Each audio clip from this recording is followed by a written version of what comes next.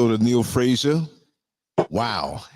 We're in the trenches and we're still going to win. It is ridiculous. You know what this is, Neil? This is an invert compliment as to the powerful lectures and teachings that you're doing. I've never seen anything like this before in my life. It's crazy, but it's confirmation that your work is powerful. Somebody doesn't want it to get up there. And let me just say, if I get knocked off of the stream, continue on. If you call to me and you don't hear from me, I'm going to come back. But this is the kind of bombs that are being thrown. And like I said, I'm smiling over here because it's confirmation. Now I'm going to continue to download the images and I'm going to put you on the screen center stage, and I want us to start talking. And the title is fabulous. I love the title: Digital Discrimination, a Diabolical Plot to Bankrupt Black America. And also, too, I would add in my own little 2 cents. I also call it Digital Discrimination, the Diabolical Plot to Silence Black America. Oh, I like that. I like that. That's what hit me because you know what I mean. That's basically what's going on. The both to bankrupt and to silence. They don't want us on the plantation talking to each other, because when we do, we empower each other. So here we go. Right. You're in the stage where you are, brother. And I'm going to continue to download these things, but for some reason, you know, we're in a war, man. So you know this is what's going to happen. But in a good boxing match, when you get hit, it gives you universal permission to hit back twice as hard. So I love a good. Oh, yeah. So, yeah, come on with it. I knew, Brother Lance, I knew when I didn't hear from you, I knew what was up. But I have been experiencing since the last show we did, I've had people trying to hack my bank account, trying to mess with the academy's information. I had to deal with the state of California and, just basically doing devilish stuff. And to be honest with you, I wouldn't be surprised if it's one of our people doing it. Because although the puppet masters are still the hidden hand, they always use our people to carry out their wickedness. Yes. And it's unfortunate. And I look at a guy like you. The thing that pisses me off, not so much about me, man, but the decades and your dedication to our people, man.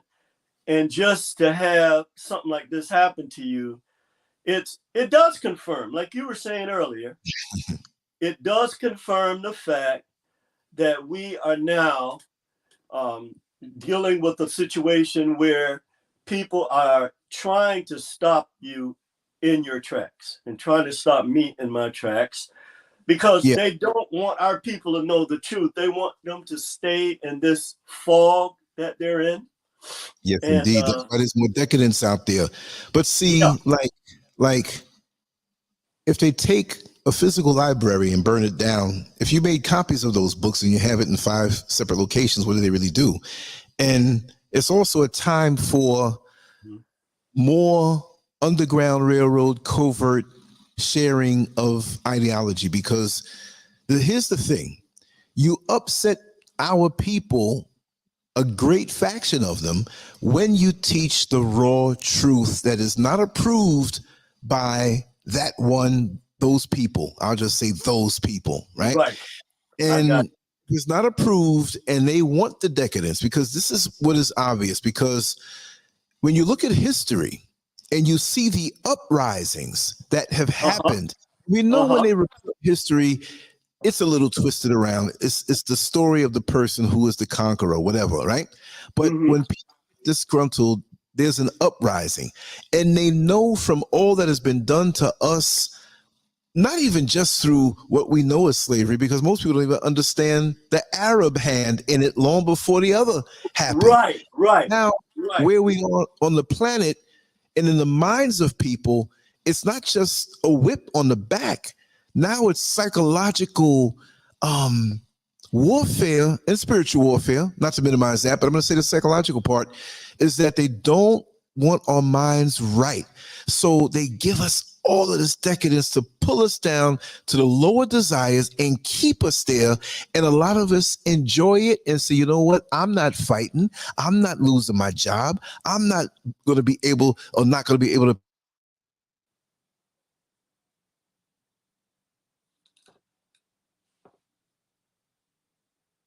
So I guess Brother Lance was knocked off. I'm not sure. I can't hear him anymore. But I like to just say greetings to everybody here in the chat room, wherever you guys are out there.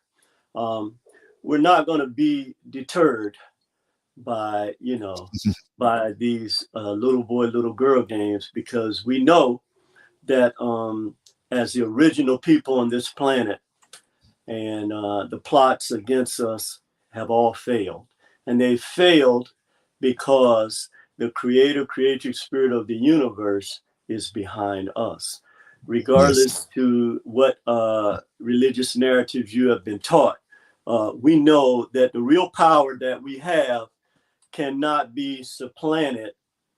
Oh, brother, you back? I couldn't hear you. Yeah. I'm back. I was talking, but I was disconnected. So if ever that happens and I come back talking, and if I happen to talk over you, I'm not doing it on purpose, because now what I'm going to say is that we're not lined up.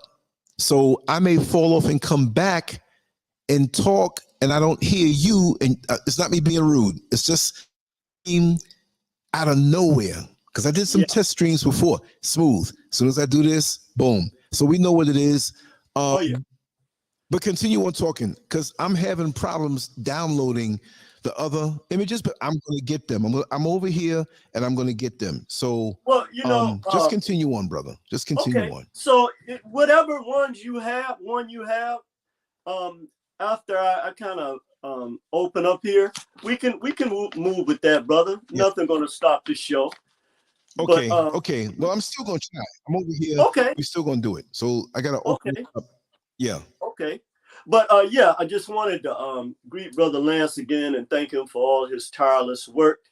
And we know through nature that that there's an equal and opposite reaction to every force you put forth. So if you're not putting forth any force, nothing's gonna come at you. They'll just give you fiat. That's right. Tell you to get a new car. That's right. Go out to the club, do what you do. And but what we're going to do is on a lower level, I don't know if you can hear me, but on a lower level, I'll say this. Okay, I want to say this to all of those who are happy. Be happy that I'm in Africa. Be happy that life is good over here. Be happy that all that was done helped to get me here. so thank you so much. Well, Lance, the other thing too is you hear that can't be taken back. Talking about, but go ahead, brother. Savages. Go ahead. This is the real savagery here. It's chaos in the streets here, and so when they talk about it's peace in Kibalon. I'm sure they have their issues like every other country, but when you talk about the sheer mentality of people here, we can't say anything about any other countries, honestly. But so today, this topic, one of the reasons why I chose this topic is because I think I told you about 6 months ago, I got together with a couple of friends, well, 3 of us, and we decided to look at how they now discriminate against our people without having to deal with them face to face. You know what I mean? And so I'm not going to go into how I'll present that at another time. But what we found out was some interesting numbers, and we set it up based on devices. Each one of us had a different device. So we had a digital blueprint that they begin to, from data mining, set up once the bots discover that we're Black folks. And we were able to verify that. And like I said, I'll give the numbers on that maybe in a couple of weeks. But it's very fascinating But the digital discrimination and the diabolical plot to disrupt Black America, or like you said, to silence Black America, is real. You know, again, they always want to project. That's one of the reasons with the visuals, I wanted to show some statistics and some studies that were done. Yes, I'm still trying, but they knocked me off again. Okay. So I'm gonna keep on trying, but this is Okay. definitely something. But I'm gonna be falling on and off. But you continue talking, and if for some reason I can't get back on again, then just keep talking until you're done. And I just got one more visual.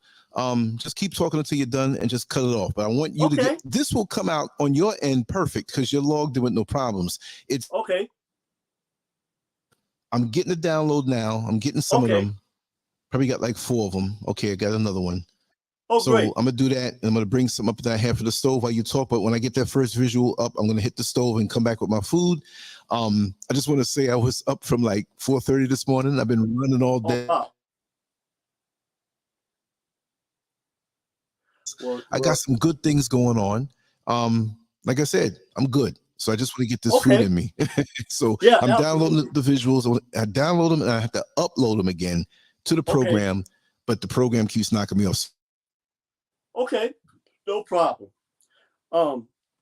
So one of the things that has been effectively done with our people is this whole idea that we have progressed. Now, I'm not saying that we have not progressed in certain areas. Okay, mainly materialistically, but that's not a threat to the people that control everything that we do. And once you begin to become a threat to that, then you're going to get pushback like Lance gets, which is a good thing for us because we know that now we're moving the goalposts. But when I looked back at the origins of this plot, I ran into some statistics that are very important in order to kind of shed some light on this before we get into the digital aspect of it. Because you see, there's always been a plot to keep Black people at a certain caste level in this society. Okay, there's always been this plot.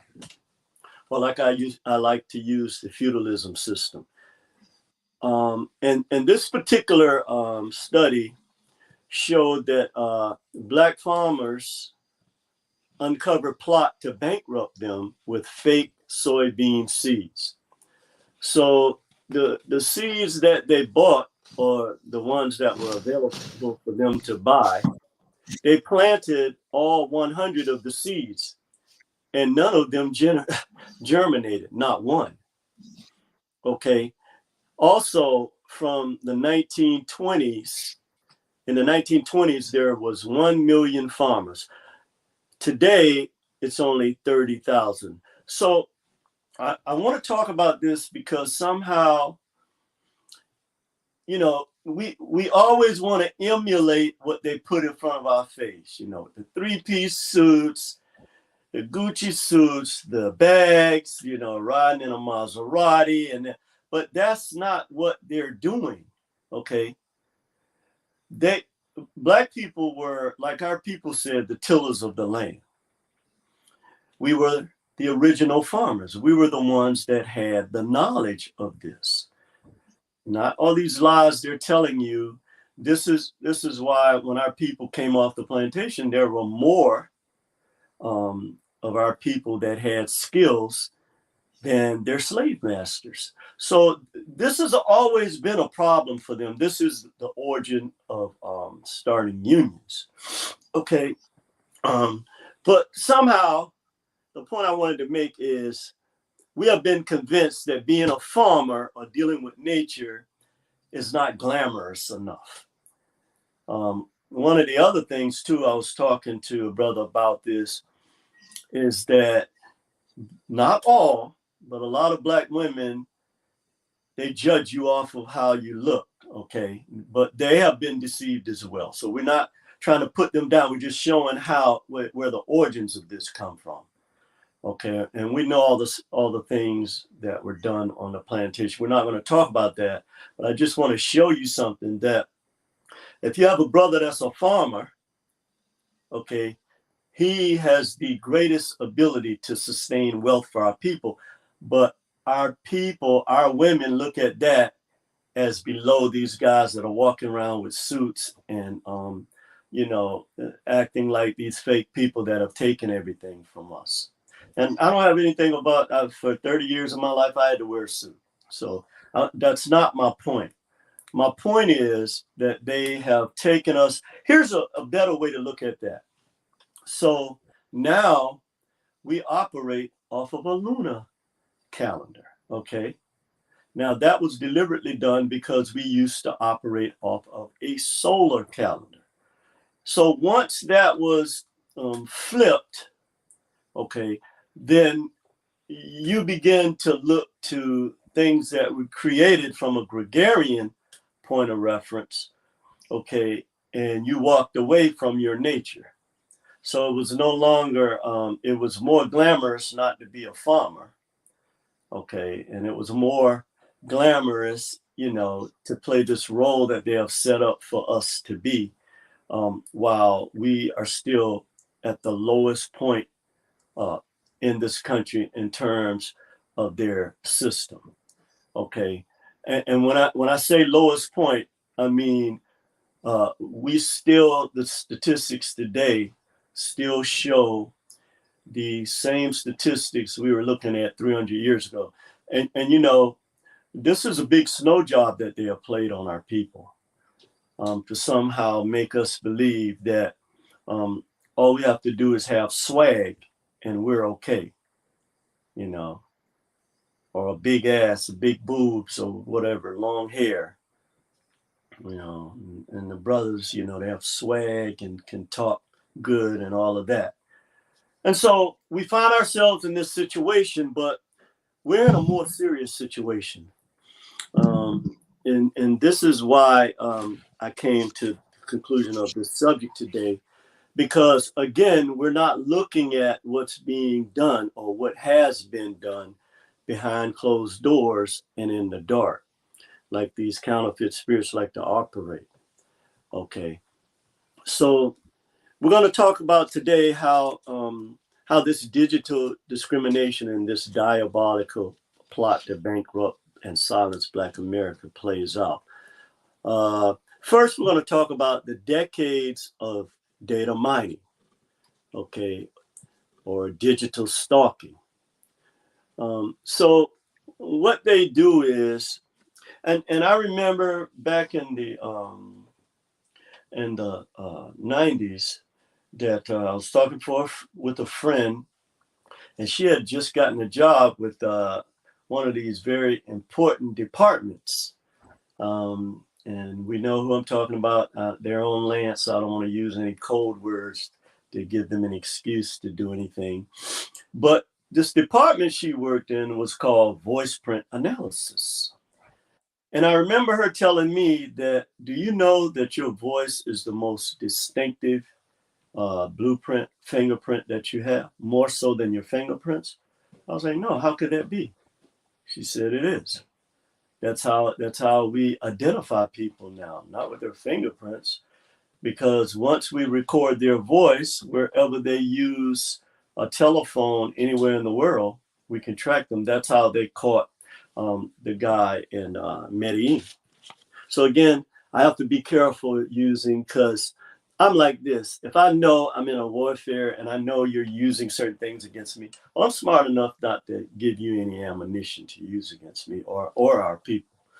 And it's more important that we talk today about what's really going on. So this data mining, okay, has been going on for decades. Okay, I believe back as early as the 70s. Where they were gathering information on people or building your dossier.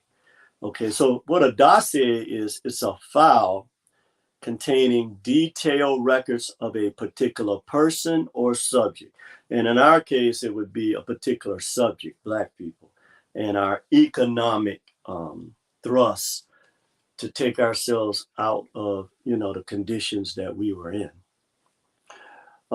So what data mining does is it tracks your behavior patterns, what Black people like, what we spend our money on, where we like to shop at, the things that we like to do together, the subjects that we talk about when we share things together. So, it takes on a whole different persona, this digital discrimination, and also it's invisible, okay? Because like I said, like here in California, you can't walk into a place now and get hired. Everything is done online because they don't have to face you no more and say, and you say, oh, you're not hiring me because I'm Black, which is in most cases the truth. But the majority of cases, the statistics bore this out. But now, since you have a digital blueprint, they can do it. The bots are already set up to do it. Okay, so when the person that's relying on these algorithms looks at it and say, oh, okay, yeah, well, that profile we don't want. Okay, some of the other things that the data mining was set up to do, like I just said, analyzing your interests, syncing all of your correlations. Now, this is important. Let me tell you why.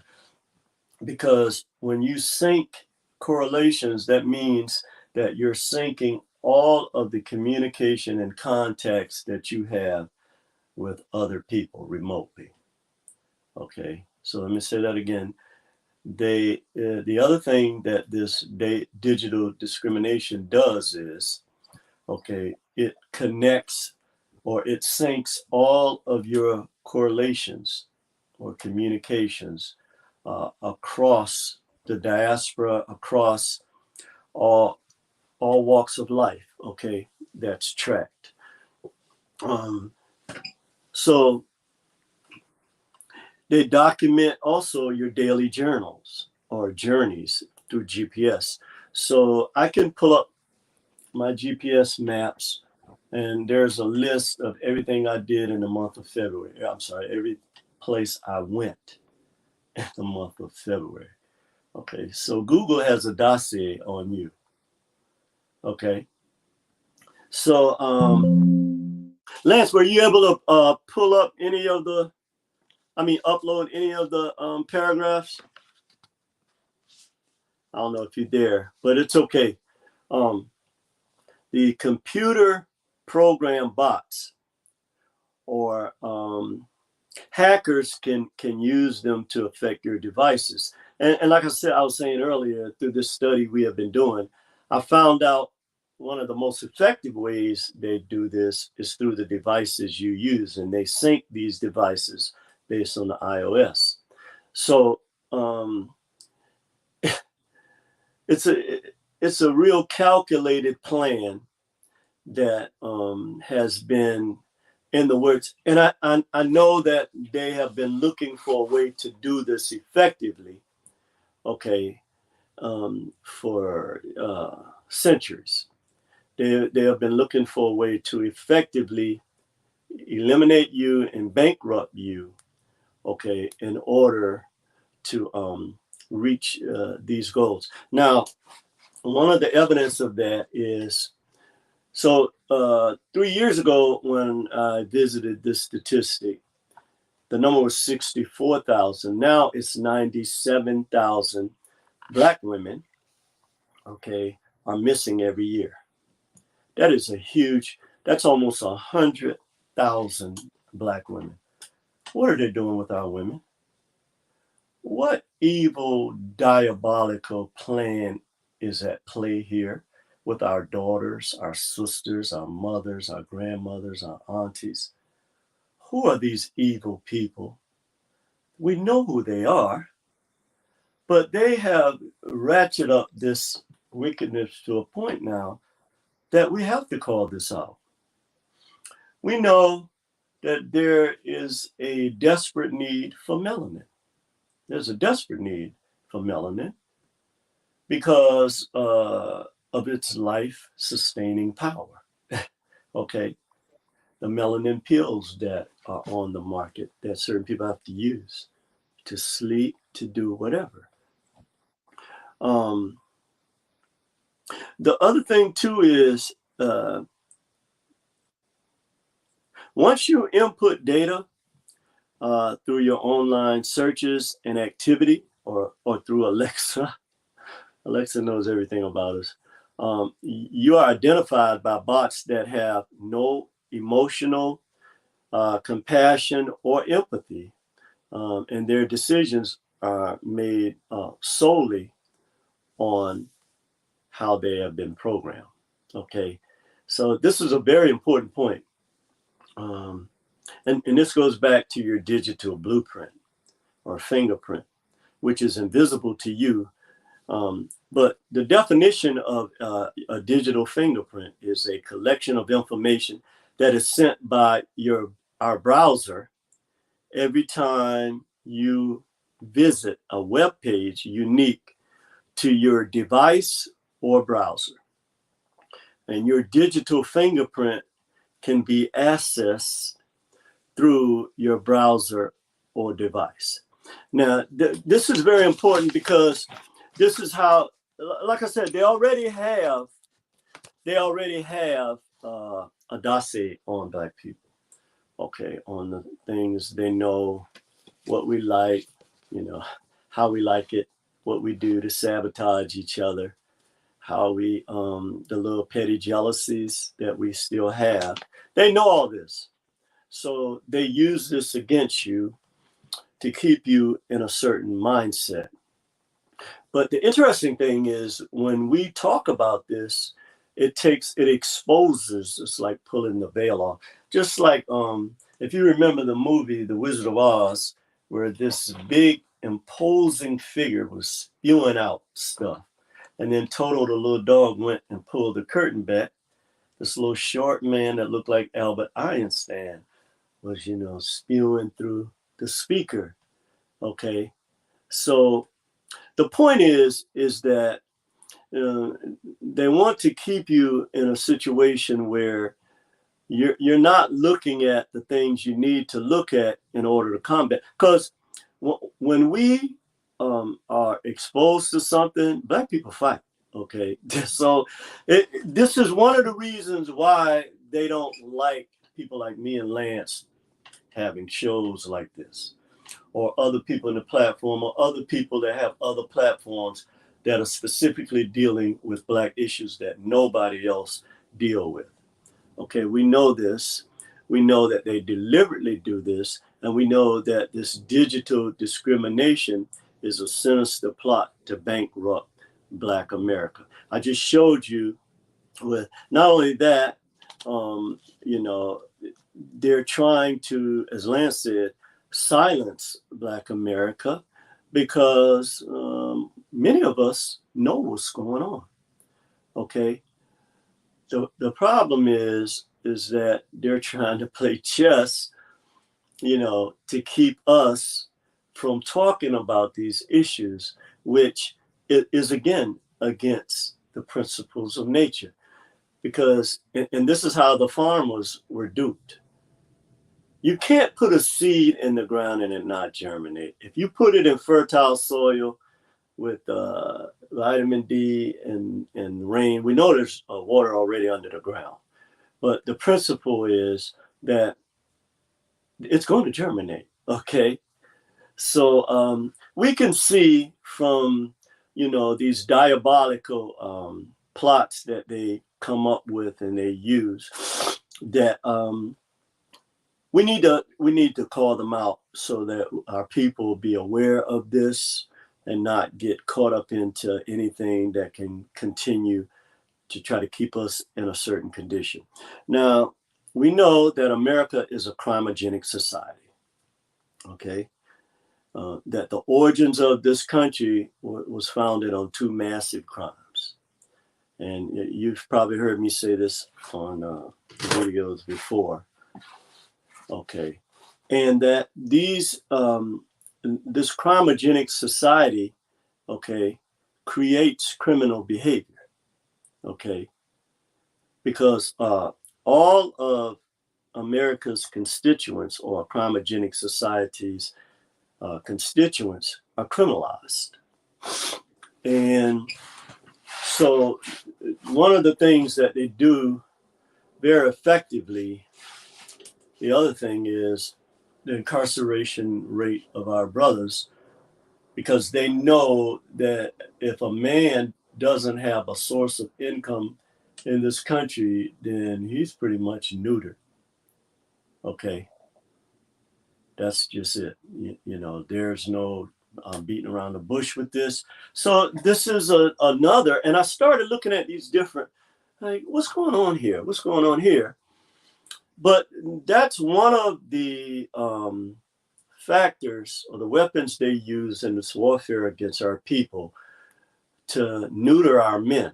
And they're focused on our young men now too, so that it contributes to the bankruptcy of Black America. Because no matter what you say or what you've been taught, when Black men are put in an inferior economic position, it erodes their ability, you know, unless you're like somebody like me and Lance, who, you know, we can operate off of what is given to us. The majority of our brothers, they have out here, you know, doing these things, trying to live this lifestyle that they say, you know, makes you an important person, when we know, and we have hundreds of years of proof, is that it doesn't matter what level, economic level that Black man aspires to or reaches, that he's still going to be treated, you know, in this way. So there was an interesting study done by this sister, Dr. Isabel Wilkinson, called the caste system, the American caste system. And I found it interesting. I just ran across it because it's basically one of the things that I've been talking about in terms of the feudalism system from Europe, from England, the king, the lords, the knights, and then the serfs and peasants. It's a system that's operated in our country from its founding. But she is the first Black woman to win a Pulitzer in journalism. She basically, what she's saying is that race or color determined your economic position, okay, in the American caste system. And that scammers and hackers, well, these are my words, scammers and hackers target Black businesses and Black people. And that this is another way where they can deal, because they're at a certain level in this caste system that they have access to this information that we don't have access to. Okay, so when they meet in these boardrooms now, it's not like the old good old boys. All they do is have someone to present the data to them, and then they set up their, you know, diabolical plots based on the data that comes back to them. So we're going to talk about a few other things. The new redlining, okay, or zip code discrimination. So all they do now is pull up your, you know, your digital zip code, and they get all of the information they need in regards to not only you, but everybody in that area. Okay. Because they know that only certain cultures live in certain zip codes. America is still very segregated economically. Okay, but this new zip code discrimination, we have to go all the way back to the National Housing Act, or the Homeowners Loan Association where, you know, the big banks and the mortgage companies had what they called a residential security map. Okay, this was a map that all lending institution and banks, they still use it today. This is what I was talking about, digital discrimination and with zip codes. Okay, the way it was set up, green was where the best or the wealthiest people in America, mainly white Americans, lived. These were the corporate owners, CEOs, the people in our, I can't even say that word again because, you know, they're using anything to hit at Lance. But the people that work in that aspect of our society, and, you know, those people that actually are the lords, okay?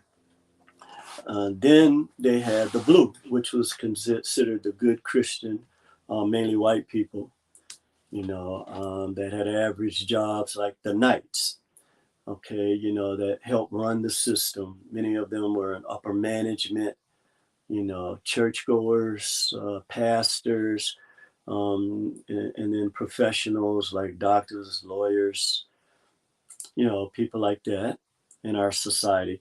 Then there was yellow, a neighborhood that they use the term declining because they were not investing any more fiat into those areas. Okay. And the reason why they weren't is because it was the working class. So they would de-invest the corporations that were in these communities. And then this would cause the economic decline of these neighborhoods. This is the same thing that was done in Venezuela and Central America, why you see the collapse of their economy. They have been doing the same thing to us, but our people are so resilient, okay, and we fight like hell, okay, that they couldn't crush us, okay, and this has created the problem that we see today, where they said, okay, we're just going to bring in a whole new workforce and then remove you physically. And through digital discrimination, fiat, all the things that we have used against you before, but now we don't have to worry about, you know, do we have to pay the Nagas $35 an hour? Okay, now they don't have to worry about that. They have people that will work for $5 an hour off the record. You won't know anything about it. Okay. Brother, let me just interrupt for a second. As soon as I get on, they knock me off. I got the visual.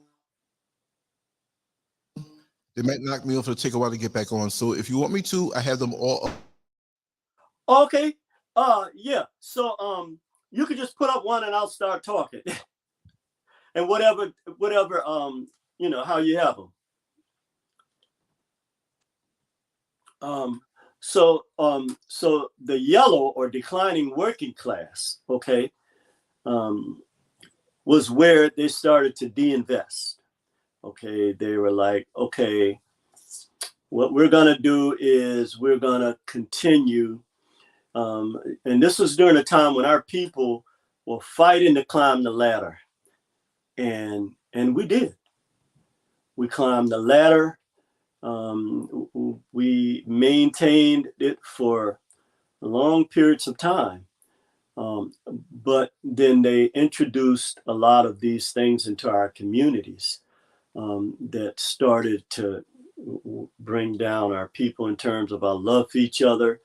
They had us starting to fight against each other. And, you know, I grew up in a time where we was proud of our neighborhoods. We could walk around and, you know, see each other, play basketball, football together, baseball. We do whatever, go to the Boys and Girls Club. You know, I'm not saying that things didn't happen. You know, there were, but it was a different mindset. And we never even paid any attention to a lot of the games that are being forced on our people today. But beyond the working class, the last level of the residential security map was red, and this is where the term redlining comes from. So it meant the economically poor. Now, in fairness, there were and there still are a lot of whites that were in this category, but primarily percentage-wise is black and brown people. Okay, and we were the ones that were targeted with these predatory loans and all these other things. And this was part of this predatory loan system that they set up, was also part of their diabolical plot to bankrupt Black America. You know, they took a lot of property from our people based on that. And then, you know, this is why East Indian people who come out of this system in their country, in India, hate Black people, because now this caste system in India is deep. You think it's deep here? It's deep. I did some research on it. I mean, I've always been aware of this, and I know East Indian people. But the funny thing, no, I shouldn't say funny, but one of the things that they had to agree to be against Black people in order to be successful in America. There was no other way that they were, because if they aligned themselves anywhere close to Black people, they were going to pay a price for that. So, you know, while we think that the system is not still geared as much towards destroying Black people, you need to think again. You need to talk to some East Indian people that'll be truthful with you. Okay, this caste system is very deep. And so one of my friends I talked with, and I said, look, man, do you realize that that is the lowest form of consciousness when you look at a person and then determine who that individual is based on their skin color?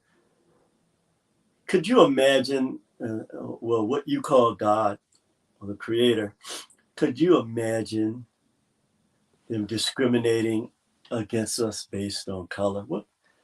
So this is something that was man-made. And this is why we know that it's a diabolical plot. And religion is involved with it too. We won't talk about that, but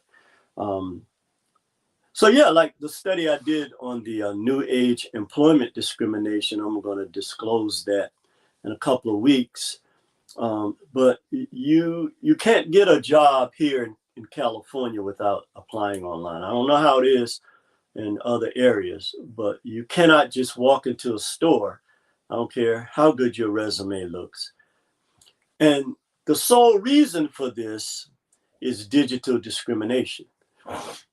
Because the people that are making decisions to hire and fire, okay, they are the children of the people who have put our people in this condition. And the knights, they understand and comprehend, okay, and they've been trained very well from birth how to do this. What they don't factor in is the natural karma that comes against them for doing this, which we see now. So, but yeah, this New Age employment discrimination or digital discrimination, when you apply online, your digital blueprint emerges, or your digital fingerprints that we were talking about earlier. This emerges now, okay? And so the most determining factor is your culture, okay? And I'll just give you an example without talking about the data, because we haven't gotten all the data. But so we use 4 different devices, and we use names from 4 different cultures. Well, the 2 cultures were Black. Laquita, my friend Anita. I was Jamal, and a white lady that we know. Okay, her name is Melanie. We just use Molly. and then there was Jose. Okay, God, I know. So we all use separate devices. And just real quickly, the information we've gathered so far, applying online, Molly, out of the 200 applications that we've applied online for, Molly had 167 responses or offers. Okay, so Molly is, again, the white lady that basically that device was set up on, and they didn't have any, she used her own profile. Okay. Then there was Jose. He used his own profile and device. He got back 83, I think it was. 83 offers to work. And I know some people are saying, well, it has a lot to do with the industry you're in, whether or not you have a problem passing a background check, all of these things. Those are some of the factors, but those were not the main factors that emerged. Then we have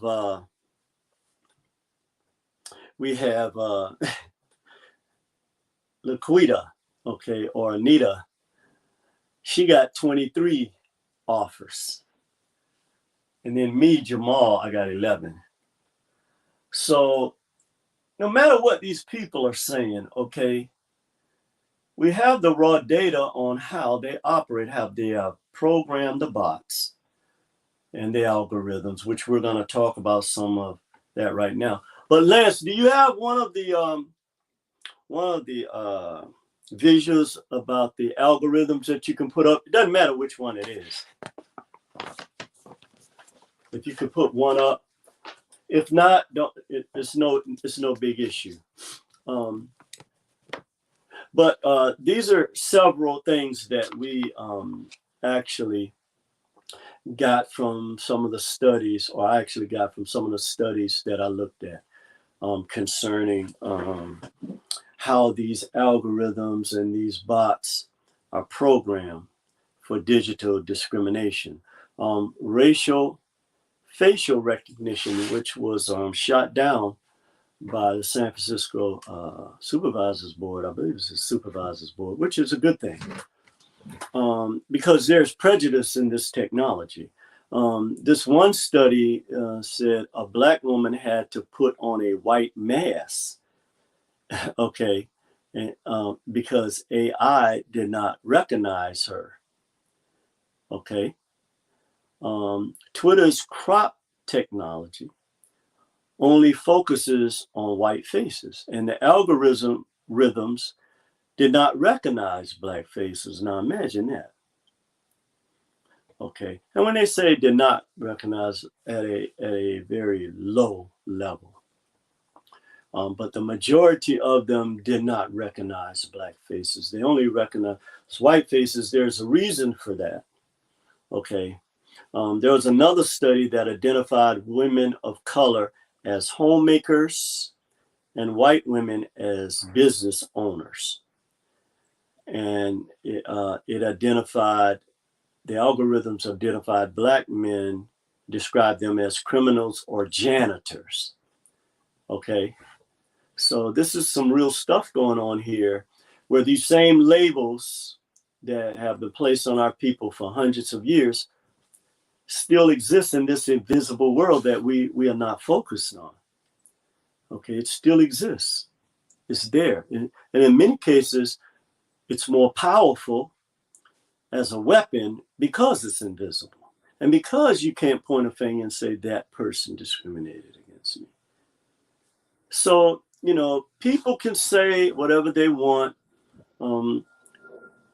We have the statistic, your statistics, and statistics from our people, but we know this to be a fact. Okay, this is not something that you can say happened in the Jim Crow era. Okay, this is happening now. It's getting stronger and it's being used more against our people and our young people to keep them from climbing up the ladder. But as I was saying earlier, the predatory credit lending was based solely on Black sounding names like Laquita and Jamal, me. So immediately the algorithms were programmed. If they heard certain names, man, my head is getting cold.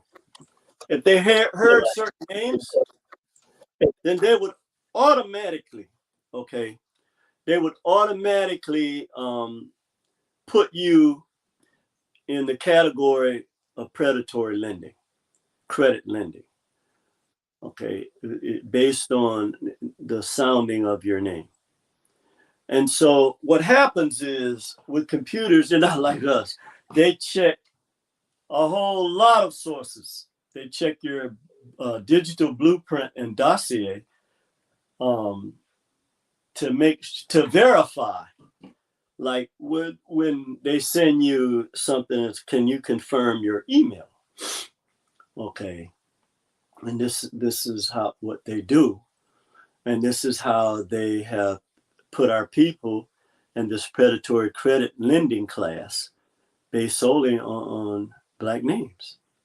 Another thing that was interesting, when I looked into medical algorithms, since 1970s began to use negative social stereotypes to diagnose Black patients. Now, let me say that again. The medical algorithms, well, I guess they started analyzing data from the 70s, began to use negative social stereotypes, because now we're dealing with a non-organic entity. So, they're not going to be concerned about how this is going to affect somebody emotionally, or they're not sensitive to things like we are, like that. But we know who's programming them, and so that's what they operate off.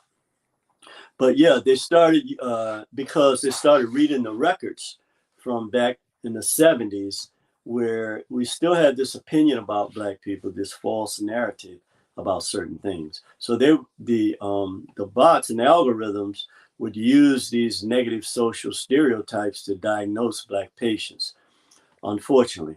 And although, here's one example, the studies show that although kidney failure is more prevalent in Black people, they are routinely placed at the bottom of the donor recipient list, even when whites have less issues with their kidneys. In other words, they're not at the critical stage. So,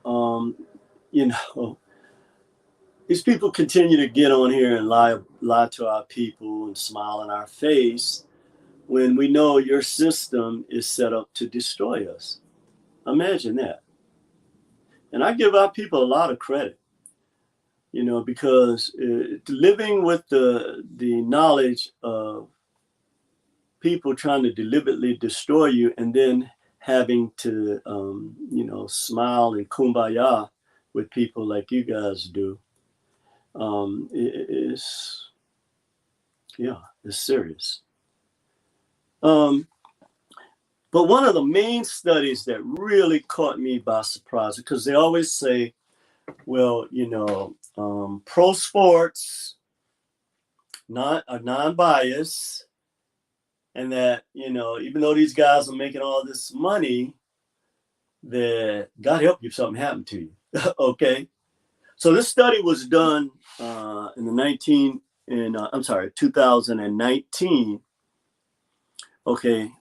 About the NFL. So they discovered that the biases used in the medical industry that the NFL was using, when determining eligibility for insurance settlements or payouts due to brain injury or CRT, that the algorithms gave Black players a lower, get this, level of cognitive functioning. Okay, let me say that again. And how you can relate to this, I know a lot of you guys like playing Madden or NBA Live or any of those virtual games that you play, that the kids play a lot, that some players have a higher level of ability than other players. That same type of algorithm is used against players in the NFL. Imagine that. These guys out there putting their, working hard and entertaining people for you to make all this money. And then when something happens to them, like what's always happened to our people, you're like a piece of meat. And not only that, just like everybody knows we deserve reparations. Everybody knows that. But and that's why when you say repent, I don't even listen to that. Okay, what are you talking about? Repent. America has the biggest hypocrites in the world. They have never repented what they have done to Black people. They spit in our face to this day. America would never be the country that it is economically in any other way, socially, if it wasn't for Black folks. Okay? So any of you that want to come on the LANCESCURV show, I have the data to prove it. And we can debate it because I'm sick of this. Okay, trying to smile in our people's face with this fake religion when you have our people in this condition and you've done this for over 300 years and you continue to do it. And now we have a problem because our young people are going to have to face this. This is who, because, dudes like me and, people are a little younger than me, really, they're not really worried about us because they got us in a position that they want us in, okay? Or they got you in because, but anyway, they're focused on our young people, okay? And if you don't wake the hell up, it's going to be ugly, okay? But as I was saying, they're showing you, they're giving people your tax dollars, okay, spitting in your face, and they refuse to give our people anything. Now, this in itself, and so this is what I want to say. This is one of the visuals I sent to Lance. 7%, and this has changed over the years. I used to use 70%, but I've since researched some things and looked at some data and compared some things. Do you know that 7%, only 7% of communication now is verbal? 7, when you factor in all of the other things like vocal and all the other things, and how, we interpret things, because, a picture's worth 1,000 words, right? Only 7%. 93% of communication is nonverbal. And this is how, they are communicating to us in a nonverbal way, okay, that they're trying to take Black people out. Not trying, they are. So what's with you parading our people on TV with all these awards and celebrities and doing all this, when 90% or 95% of Black people are catching pure hell in this country? What's with this? Why are you doing this? And more importantly, why are our people accepting this when they're spitting in our faces? Why? Okay, but this was something very awful.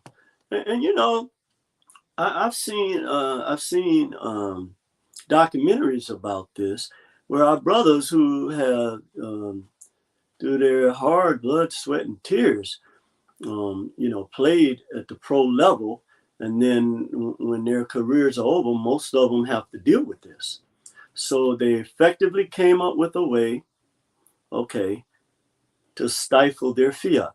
So what they did was they put together these bots to create these algorithms that when they determine eligibility for insurance settlements or payouts to players due to brain injury, the algorithms gave Black players a lower level of cognitive functioning.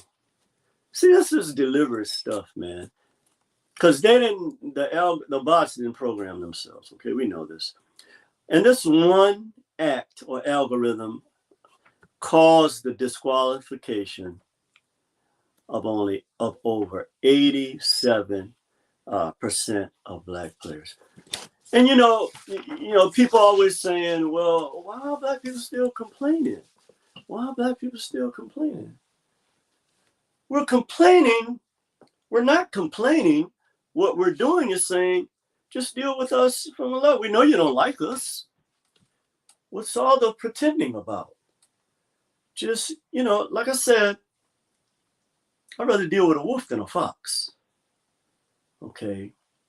And we know that, again, I can't say certain things on Lance show now, but you guys are smart. You know what I'm talking about, how we've been bamboozled and hoodwinked.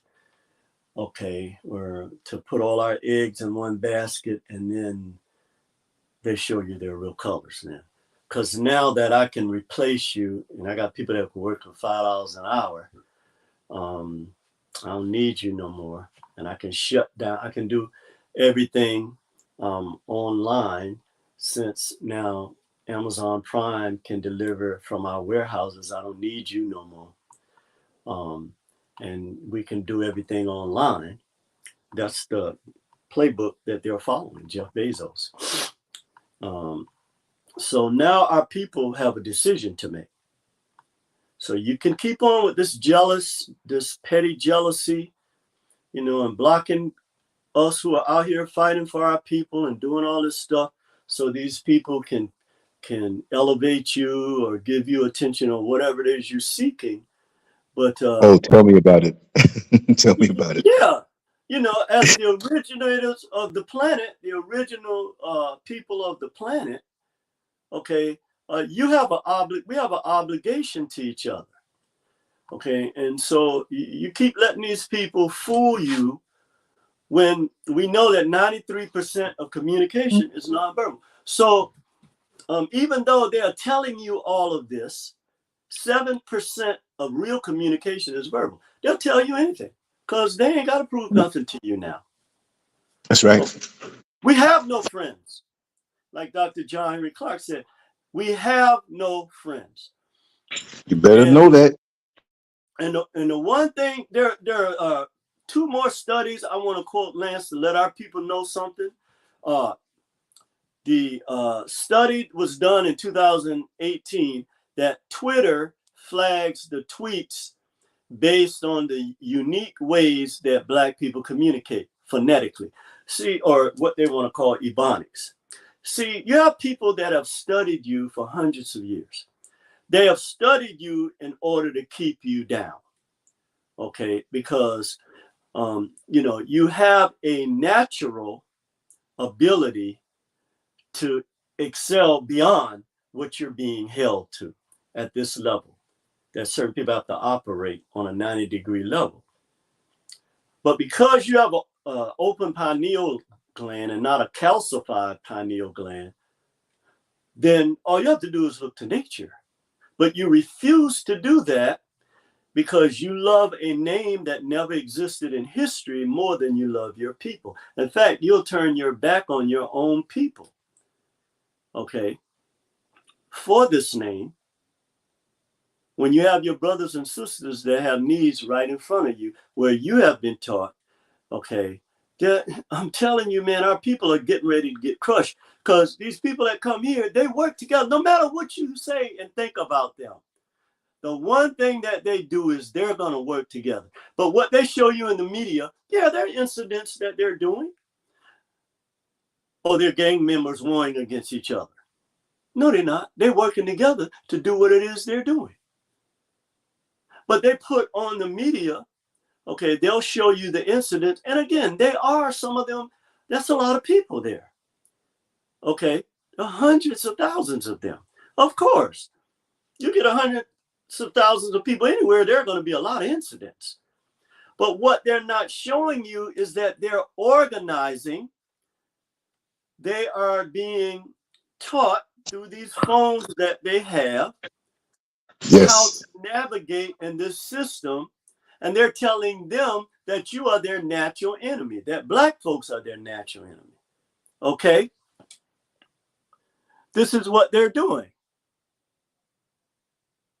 So at the end of the day, it still comes down to what black folks are going to do. So we know that they flag us based on our unique way of communicating phonetically, because we're dealing with a higher level of intelligence in terms of this type of intelligence. They're not a higher level than us naturally, but they have power over us because we refuse to give the creative creatrix spirit their just due and look to them. But we would rather hold these people up as our gods, okay, or you would.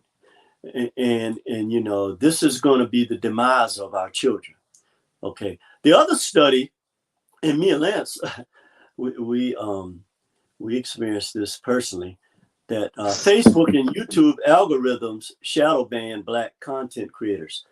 I know this. I saw the study that was done in 2016. But I've had this experience. I have someone, or at least 3 people, because I have a friend that I rely on to, you know, he can look at IP addresses and, you know, like you, Lance. And the interesting thing is, like I said earlier, man, a lot of this is our people doing this to us. And this is, it's really a shame. It really is. And, you know, the fact of the matter is you're on the wrong side of history, okay? You can continue to let these people give you this attention and fiat, but there's a reckoning day coming for you, okay? And finally, they are developing, here's the thing, or the last 3 studies I ran across, that's very troubling.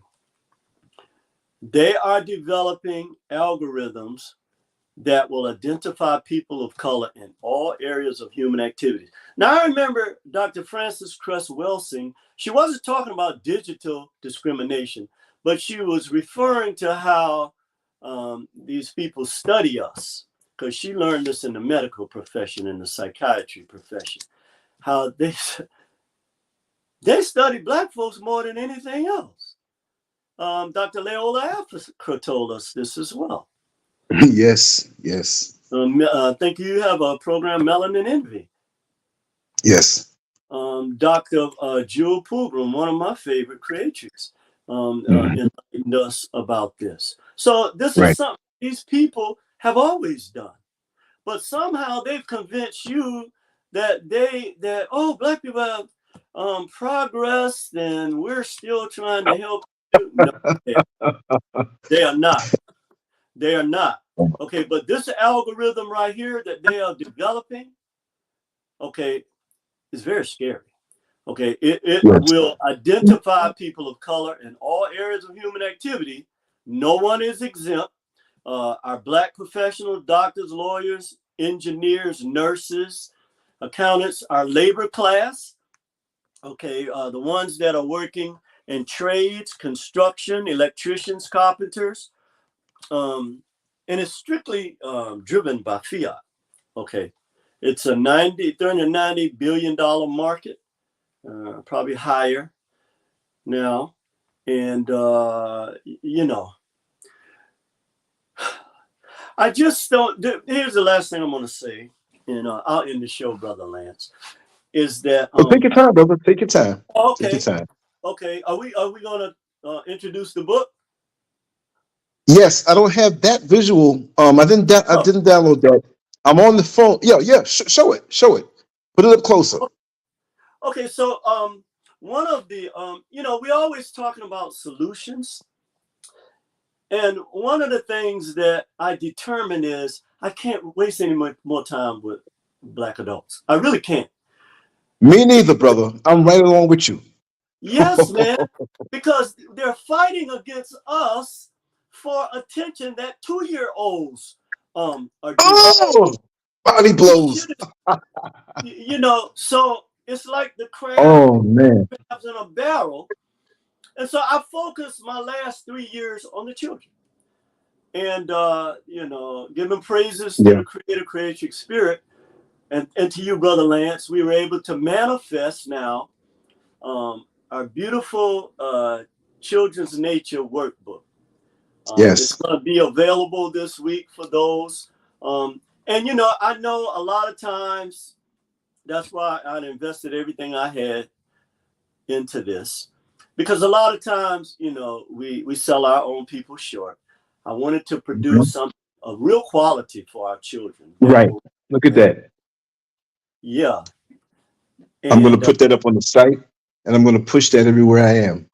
Yes, sir. I'm going to do it. I'm going to do it the right way, because sir. The thing is, they're targeting our children.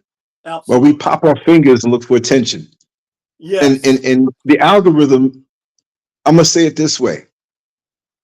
Today's algorithm is the modern day noose. Today's algorithm is the modern day noose that we willingly put on like a piece of jewelry around our neck. And we seek this attention because many of us didn't get the hugs or the attention from a kid or a child because they didn't do what you did with this book to give them attention. So the foundation determines how upright and how perpendicular the structure will be. If the foundation is crooked, you're going to find that there are people, and it's a sad situation, but they're finding themselves in a place where they're trying to correct themselves from the head and not from the root.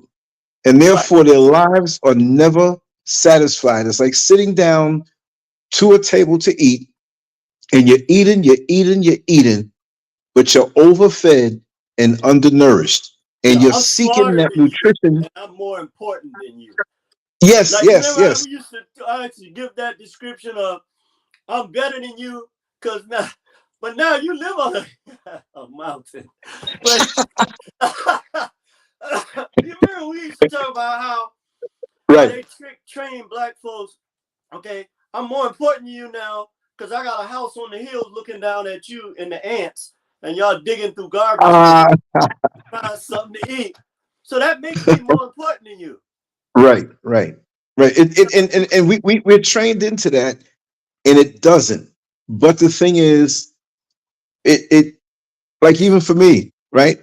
I mean, I can say that now. I'm in the back cave, away from everything, but it gives me more wherewithal to serve the purpose and serve the destiny. I'm not looking for attention.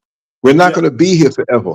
Look, next month, I'm 61 years old, and I'm just getting started. You understand? So I'm not thinking about attention that fades. If you think back, and you can think back with me, we go back to the 2000s, right? The year 2000 was 24 years ago, man. And we were talking about, the computers are going to mess up. And that was about a quarter of a century ago. Then you go back to the 90s. Wow. Then you go back to the 80s. Then you go back to the 70s. Now, I was born in 63, right? So I remember Lola Falana, Get Christy Love, Shaft, you know what I mean? Jim Kelly. And look, they're all gone. Ain't nobody talking about them anymore. So being raised in the household that I was raised in, and I'm grateful to that, for the foundation, they never taught me to seek attention for attention's sake. And when you do get attention, turn it into something constructive. Know how to handle it. We were talking today, a dear friend of mine who was well placed in a certain industry, right? And we were speaking about how there's got to be a God, no matter what you call it, creator, God, universe, most high, whatever. Because who could have created for the time a Muhammad Ali for the 60s? He was created for the purpose that he was put in, not something he chose. He was a fighter. You know something about that? I want to add something to that you're absolutely correct. So these people, again, I don't want to use that terminology. They actually threatened Joe for helping Muhammad Ali. Yes, they did, because they were friends. I remember them saying, well, we're going to Philly. Because Joe Frazier's your family. Joe Frazier's your family. Yeah. But Joe and Muhammad Ali were like brothers, and you know, brothers fight. Right. But when Muhammad Ali got in trouble and went to Philly, Joe gave him $75,000 and took him to New York to hook up with another friend in that industry that was going to help them. But these people that run this system threatened Joe for helping Muhammad Ali. And let me tell you something. I tell you this all the time. I love my cousin, but we got so much respect. Muhammad Ali is a one-of-a-kind man. Okay. Yes. And he didn't care nothing about no fiat. He didn't care nothing about no attention. And Muhammad Ali marketed his own fights, the fights for Joe, and he opened up that whole world. And this is why they didn't like him. And then when he refused to kill other people of color, this is what really made them angry. That he stood up like a man and said, no. You know that favorite line that he used, you my opposer when I try to do something. You my opposer when I, try to get something for my people. Now, you my ain't no Viet Cong called me a nigga. That's right. You know what I mean? So this is another thing too, is that they put us against our people without seeing the hidden hand behind it. Right. I never met Muhammad Ali personally, but four of my older brothers did. And every time they came back, they was like awestruck. I mean, they were awestruck with Joe too, but but they were awestruck at the type of man that Muhammad Ali was behind closed doors. Yes. He loved black people. And he knew they were threatening him, man. And he didn't talk about this a lot, but he got constant, like all of our brothers who stood up, he got constant threats day and night. Him and his They actually shot at him at one point down south. When he was driving, he shot at him. Yeah. And I mean, and to stand up and know that you're not protected. I mean, his own brothers and sisters in the nation protected him, but even in that, there were some turncoats who could have allowed certain things to happen. Yeah, I was up in New York. This was back in, I'll tell you, 96. I'll make this quick. When I was driving for a living, and I picked up this dude in my neighborhood. Come to find out, he was one of Malcolm X's original bodyguards. Oh, wow. And he had a lot of inside information to tell me, and I believed him. But he invited me to his house. His wife is there. He showed me pictures that the world would never see. You heard the I could not believe it. Just came out about Malcolm's assassination? No, what is it? Well, they have been able to prove, that Malcolm, all of the bullets that were in Malcolm came from the ceiling. Wow. And that I don't know if they were Muslims or not. I guess they were. The ones they shot were blanks. And that that they did not shoot any bullets that was fatal to the assassination of Malcolm X. I'm not going to call these people name on your show because I know what they're doing to try to shadow ban you, any little excuse. But we all know they're the same people that have always been our brothers, our strong brothers that stand up, and sisters. But yeah, they had rented out the Audubon ballroom a week before he was to speak. Wow. And so they didn't trust the Muslims to take him out. So they said, we're gonna use you as a stooge, like they do coons, but we're gonna make sure we kill him. Wow. And all of the Dick Gregory talks about this. You could wow. Right, because I heard him talk about the point of entry and exit. If the bullets are exiting out of his foot, how do they come from across the room? Well, you know, at that particular time, I was 16 short blocks away when that happened. 152nd Street is where we live between Amsterdam and St. Nick. And that was on 168th Street. I'm going to tell you another little fun fact about me. They wheeled him. They didn't take an ambulance. They just wheeled him across the street to Columbia Presbyterian Hospital. That's the hospital I was born in. Oh, wow. That was all local. That was all local. That was all like neighborhood stuff. So that's my root. And I grew up in that. You see what I mean? And it's ironic that now today, like when I was living in Orlando, Akbar Muhammad, second in command of the nation, come over to do some interviews. I heard that name. I've had dinner with him numerous times, went to events in Tampa, Fort Pierce. There's a lot of stuff that I've been privy to, and I speak to different people. And this is why it's not a joke. I can say more about it. I'm going to do a show about it. That I'm not some important person, but I've been a mouthpiece for many, many years. The government started watching me back in 2005. Oh, yeah. Oh, yeah. 19 years ago, documented, proven. So it's a lot of reasons why. So this is nothing I play. This is nothing, oh, give me likes and, oh, follow me. Right. This is what I've been living all my life. I just happened to come on social media because when I first got on, I'm an artist, and that's what I do. And then people sort of dig a little deeper, and you see, but there's no faction in America of any group that I'm not in contact with. Okay, Right. So there's 5 agencies that watch me. They know I'm not doing anything, but they watch me because of the people I talk to. So when things like this happen today, where the stream is messing up, right now I got on the phone a different way. That's why it's not cutting off now. Oh, okay. But every time I come on, it cut off. So that's a local thing because see, out here, don't think, oh, you're in the motherland. And there are lots of compromised government paid agents out here who are monitoring spirits. And this is why I'm like Batman. I stay in the Batcave and come down when I want. I don't mess with anybody out here. That, Yeah. I get more people. I got more people from Africa now contacting me than ever before. And so like you said, there are monitoring agents of spirits or what have you. And I recognize that, whatever's going on, and so, I know how to deal with that. That's no issue. Yeah.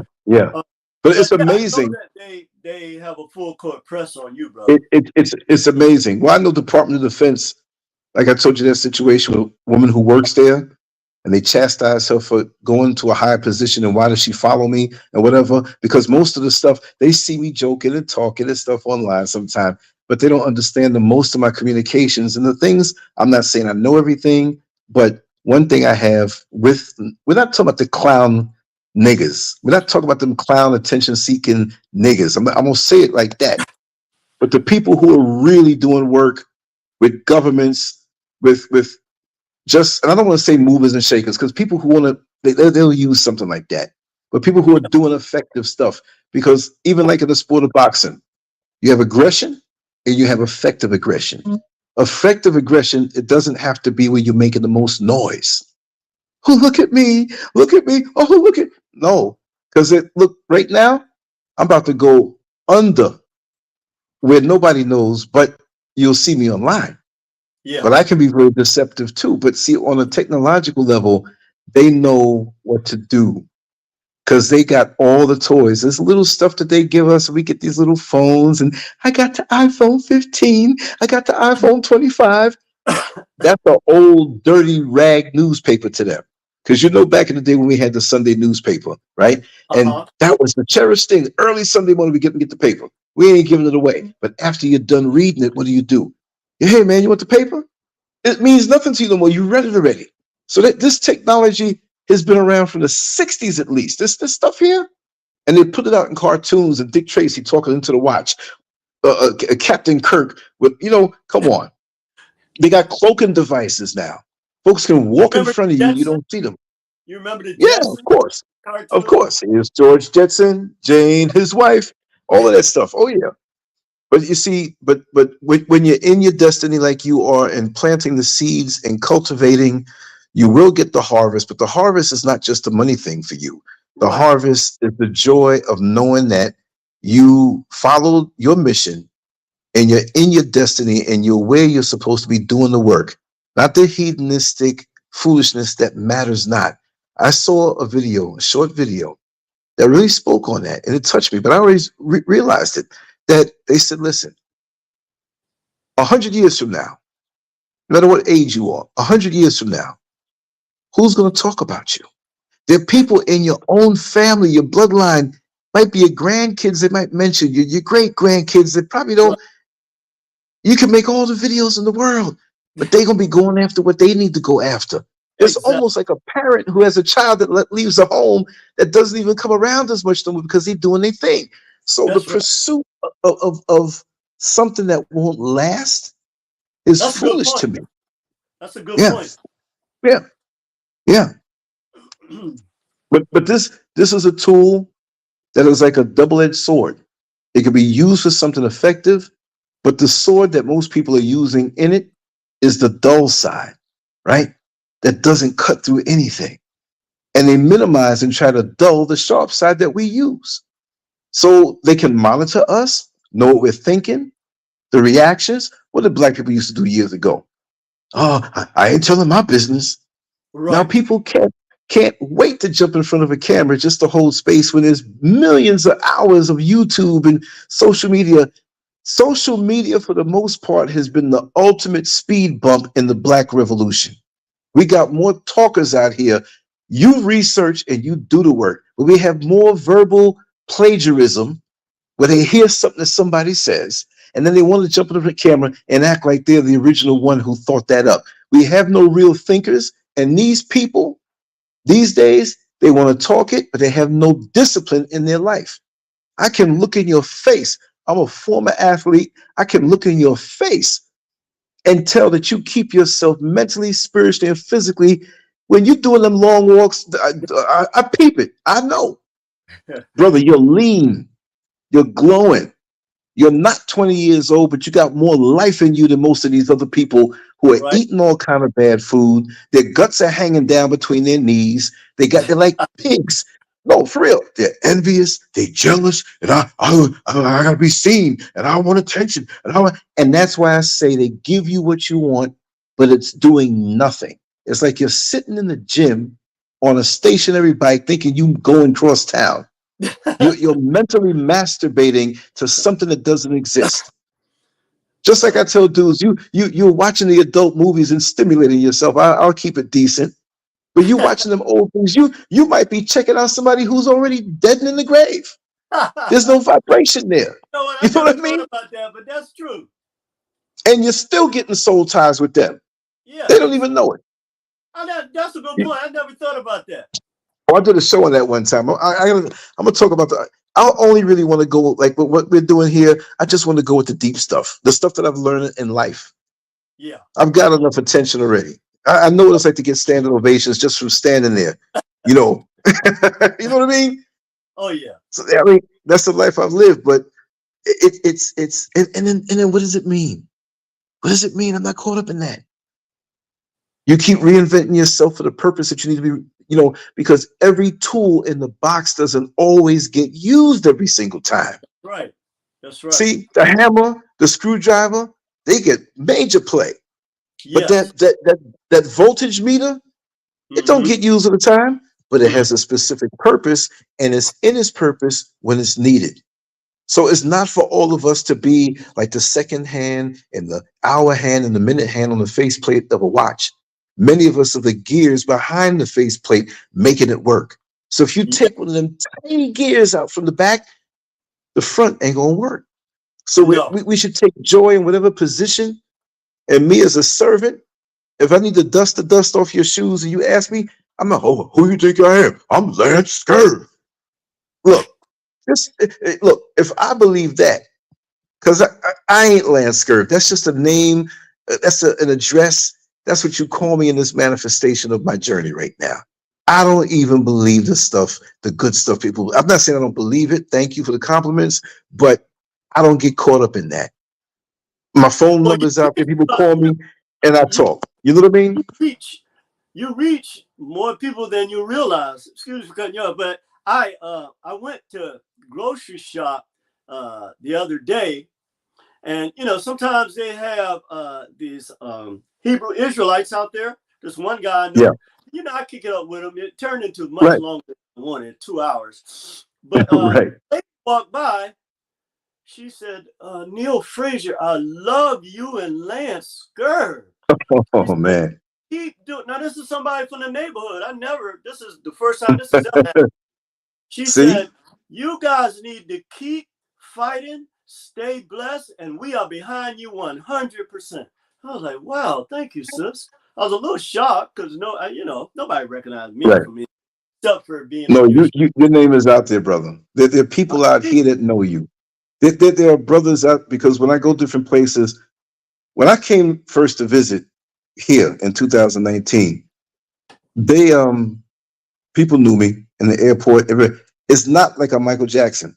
What I'm saying is that the minute I forget what's is when it happens again. Out here, and really I keep to myself. You know what I mean? I love it, and I venture forth when I choose to. That's the best way to navigate. That's me. Yeah, because I don't have any time to waste. I'm not chasing anything. You know what I mean? Yeah. There's enough at my feet that I have to do. But it's a nice feeling. It's a good feeling of appreciation, and then they feel it. They feel it. It's not like, it's not shallow. Yeah. You know. Yeah. And you're right. It is for our people to encourage us to continue to fight against these people that are trying to destroy us.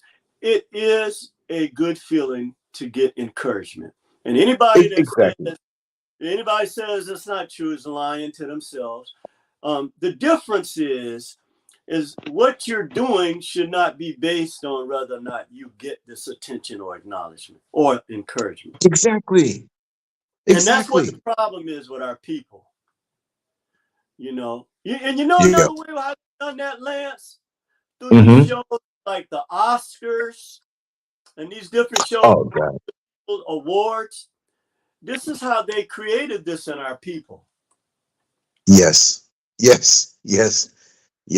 Oh yeah, I watched those. White people be like they are, not doing. Yeah. That's part of the game, though. That's part of the game. That's part of the mental game, because see, we're trying to get acknowledgement from massa. You see what I mean? So if we get pulled off the field for any menial thing, Miss Ann needs you to scrub her feet. Okay. See, see. We want you to go in the back and stand next to her and make sure her dress don't touch the ground. And you so happy and smiling. But in essence, you selling your dignity to be a punk or a punkette. What are you really doing? Yeah, a punkette. We got females who are punks too. Man, some of them can be very vicious. I'm finding out some of them can be very vicious when you don't respond to them like they want you to on social media. I'm like, wow, God. The females are like bullies now. Yeah. The brothers not so much, but these females, when you don't respond to them, oh, bro, they're coming at you with everything but the kitchen sink. And I'm like, hold up. Don't talk to me like that again. First of all, I don't have to respond to anything. Right. Okay, so I don't accept disrespect from nobody. So at the end of the day, we can talk and dialogue, but I'm not sitting here looking at Facebook every day, looking at what you're talking about. Right. It's just a mere tool of distribution. Who wants to come, let them come. You're not gonna lock it down where they say, everybody on the planet follows this person. You have some very popular people out there. You got Andrew Tate and different people out there, whatever. And even he doesn't have everybody following him. You know what I mean? And he's monetizing, doing his businesses, right? So me out here, there's other things that I do, and it's about that. But it's not. I'm not here for money per se. Absolutely. Because 23 years in on social media, before Facebook, before YouTube came around in 19, I'm telling my age for real, in 2005, right? I already had 352,000 followers on Black Planet, but they turned it into a booty call, a platform, and I just killed the page. I've killed many Facebook pages. I've killed many different, and come back and get more numbers or whatever have you. So the vibration is out there. What has been done can't be undone. Exactly. You see what I mean? Never dies. Exactly. Exactly. So that can't be undone. So when you move No. on to write books, when you move on to do what you do, and there's books I want to write. I'm really into that. I'm really into the artwork more now again. I'm an artist. That's why I came online. We have talents. It's not just a let me come with a gimmick. You have a real You know what I talent mean? for art. Say it again. You have a real talent for art. What's that genre of art they call? It's more like sarcasm or Right. Well, some people call it political illustration. Some people say whatever, but it deals with social issues, right. and it's just my style, very detailed, and Yeah. it's talking about something. And there's a manifestation of it coming, new. Yeah. I'm where I want to be in life right now. I just want to say that, to be retired, to be home, to really know myself. I've been with myself. Next month will be 61 years. See what I'm saying is that we need to know ourselves for real. And like I said, correct the foundation. You'll never be straight. You'll never be perpendicular with 10 toes down if the foundation. We need to go back to childhood and heal ourselves and stop reacting to the trauma that we had when we were children, because you can see it in people immediately. You really and it can. never gained traction. And it's a very unsatisfying life. Like I said, overfed and undernourished. You will keep on eating and eating and eating when you do not get the nutrition that your body needs. When you get a nutrition-packed meal, you push yourself away because you're satisfied. So you can tell on that level when people are not satisfied because they're like pigs in this thing. And this social media has killed many a life. Not only are they not satisfied, but then they're mad at you because you're not allowing those things to hold you back. No, I live a full life. So they're But mad social media is because of that. social media is a very small part of my life, even though I put a lot into it while I'm I do it while I'm living. I'm like not putting off living to do this. Right. I would not be 23 years in the game every single day posting stuff, and it would that would burn me out if I was like, after I'm done. Look, social media, like I said, is a tool of distribution. You create what you create, throw it out there, done. And guess what? There's more hours in the day. I don't think I did anything the last few days. And like I said, I'm building a foundation for other things. And I'll be working those other things in completely different lanes that people 5-6 years, oh my God, I didn't know he was great in that. Because when you have some talents and you work on them and you know how to market them, you don't have to run around like a chicken with the head cut off.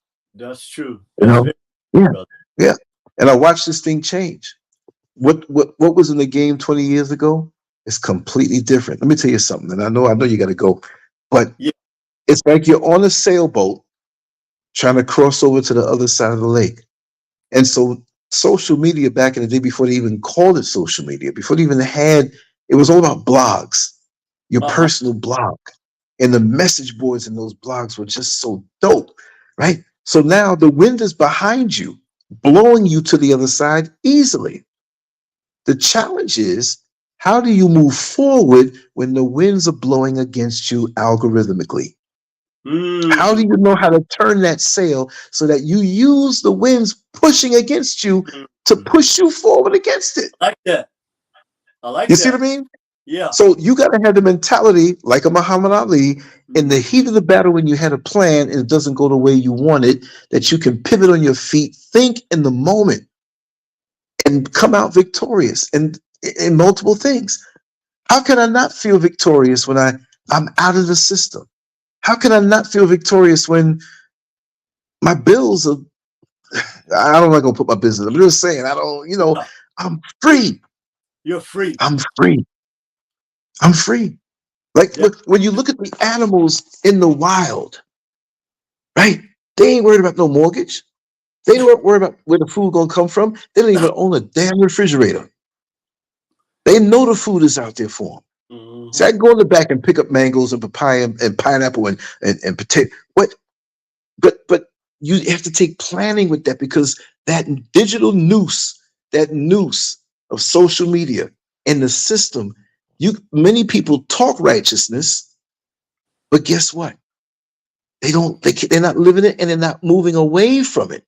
Now I'm still in the system a little bit. The Yeah. system got one little pet piece of shackle around one ankle and those chains about to pop. You see what I mean? Yeah. You're welcome, welcome, Gifty. Oh, and Gifty comes in the house. It's gonna get me talking because I'm in that mood right now. And you got to Muhammad Ali at some time. You cannot be a revolutionary and be damn humble. Well, I'm a humble revolutionary. No, you got to talk it and be brash and be in a damn face with it. And whoever don't like it because, see, I just don't talk this thing. I live this thing. Absolutely. You got a lot of actors out here. You got a lot of performers out here. Who am I going to be today? What can I do to attract more attention? Oh, let me tell you something. So many of us out here are followers. They try to be leaders, but they're really followers, because if they find out that the new fashion is wearing somebody else's funky underwear with feces in it, they'll be the biggest and best doing it. Mentally ill, But some you of still us. know how to drop them bombs, though, don't you? You know, it's Well, a brother, wonderful I thing. talk to you all day. Now, I know you got to go, brother, and I'm gonna say a few more words after, and then I'm gonna shut it down. Because see, you got me all greased up. Let me just say something. Brother Rico Sadiq asked, how can I purchase this book for my daughter? So if you don't have the information right now, because you have to go, let me have it, and I'll put it in the stream in the description area whenever you do it. Might be tomorrow, might be whatever, but Rico, that's what we're going to do. We're going to have it out there a whole lot. So it may not be there now, but it's going to be on there, and I promise, just come back even to the comment section here and the description area, and we're going to put it all over anyway. Okay, you know brother. what I mean? Okay. But I'm going to nuclear bomb some words right now, man. I'm going to get off in about 5 minutes. So, my brother, Okay, brother. Well, peace and thank love you to so you. I much. have information for you in the next day or two. Yeah, take your time, but when we get it out there, trust me, they won't miss it. They're going to see it everywhere. Yes, sir. You know what? Yeah. Thank you, brother. Thank you, brother. Have a good night. You too. Yes. Thank you. Thank you so much. I'm going to change this banner here while I'm here. I don't feel like getting up right now. Actually, you know, we were so attacked in the beginning, you know, they kept knocking me off and stuff. And I said, you know what, let me go in on my phone, which proves that that's a targeted thing. But, you know, look, we should be used to being on Front Street from the enemy. This should be something that we're used to. I mean, we're always watched. We're always monitored. It's a way of life. So what's the shock? You're a little kid and you ride the bike in front of everybody and you fall down and bust your knee. You rip your knees up. And you know what? It's not even the fact that you fell and ripped your knees up that makes it so bad. It's because people saw you. Yes, Gifty, I'm glad you're here. Yes, I'm so glad you're here. And we're going to keep on doing what we do. And you know the secrets. You know what's coming. And we're going to go for, and like I said, I'm going to publicly, in my own discreet way, thank you, Gifty, for who you are and who you are to me in my life. Not because of your earthly dealings, but because of the level that you're on a spiritual level.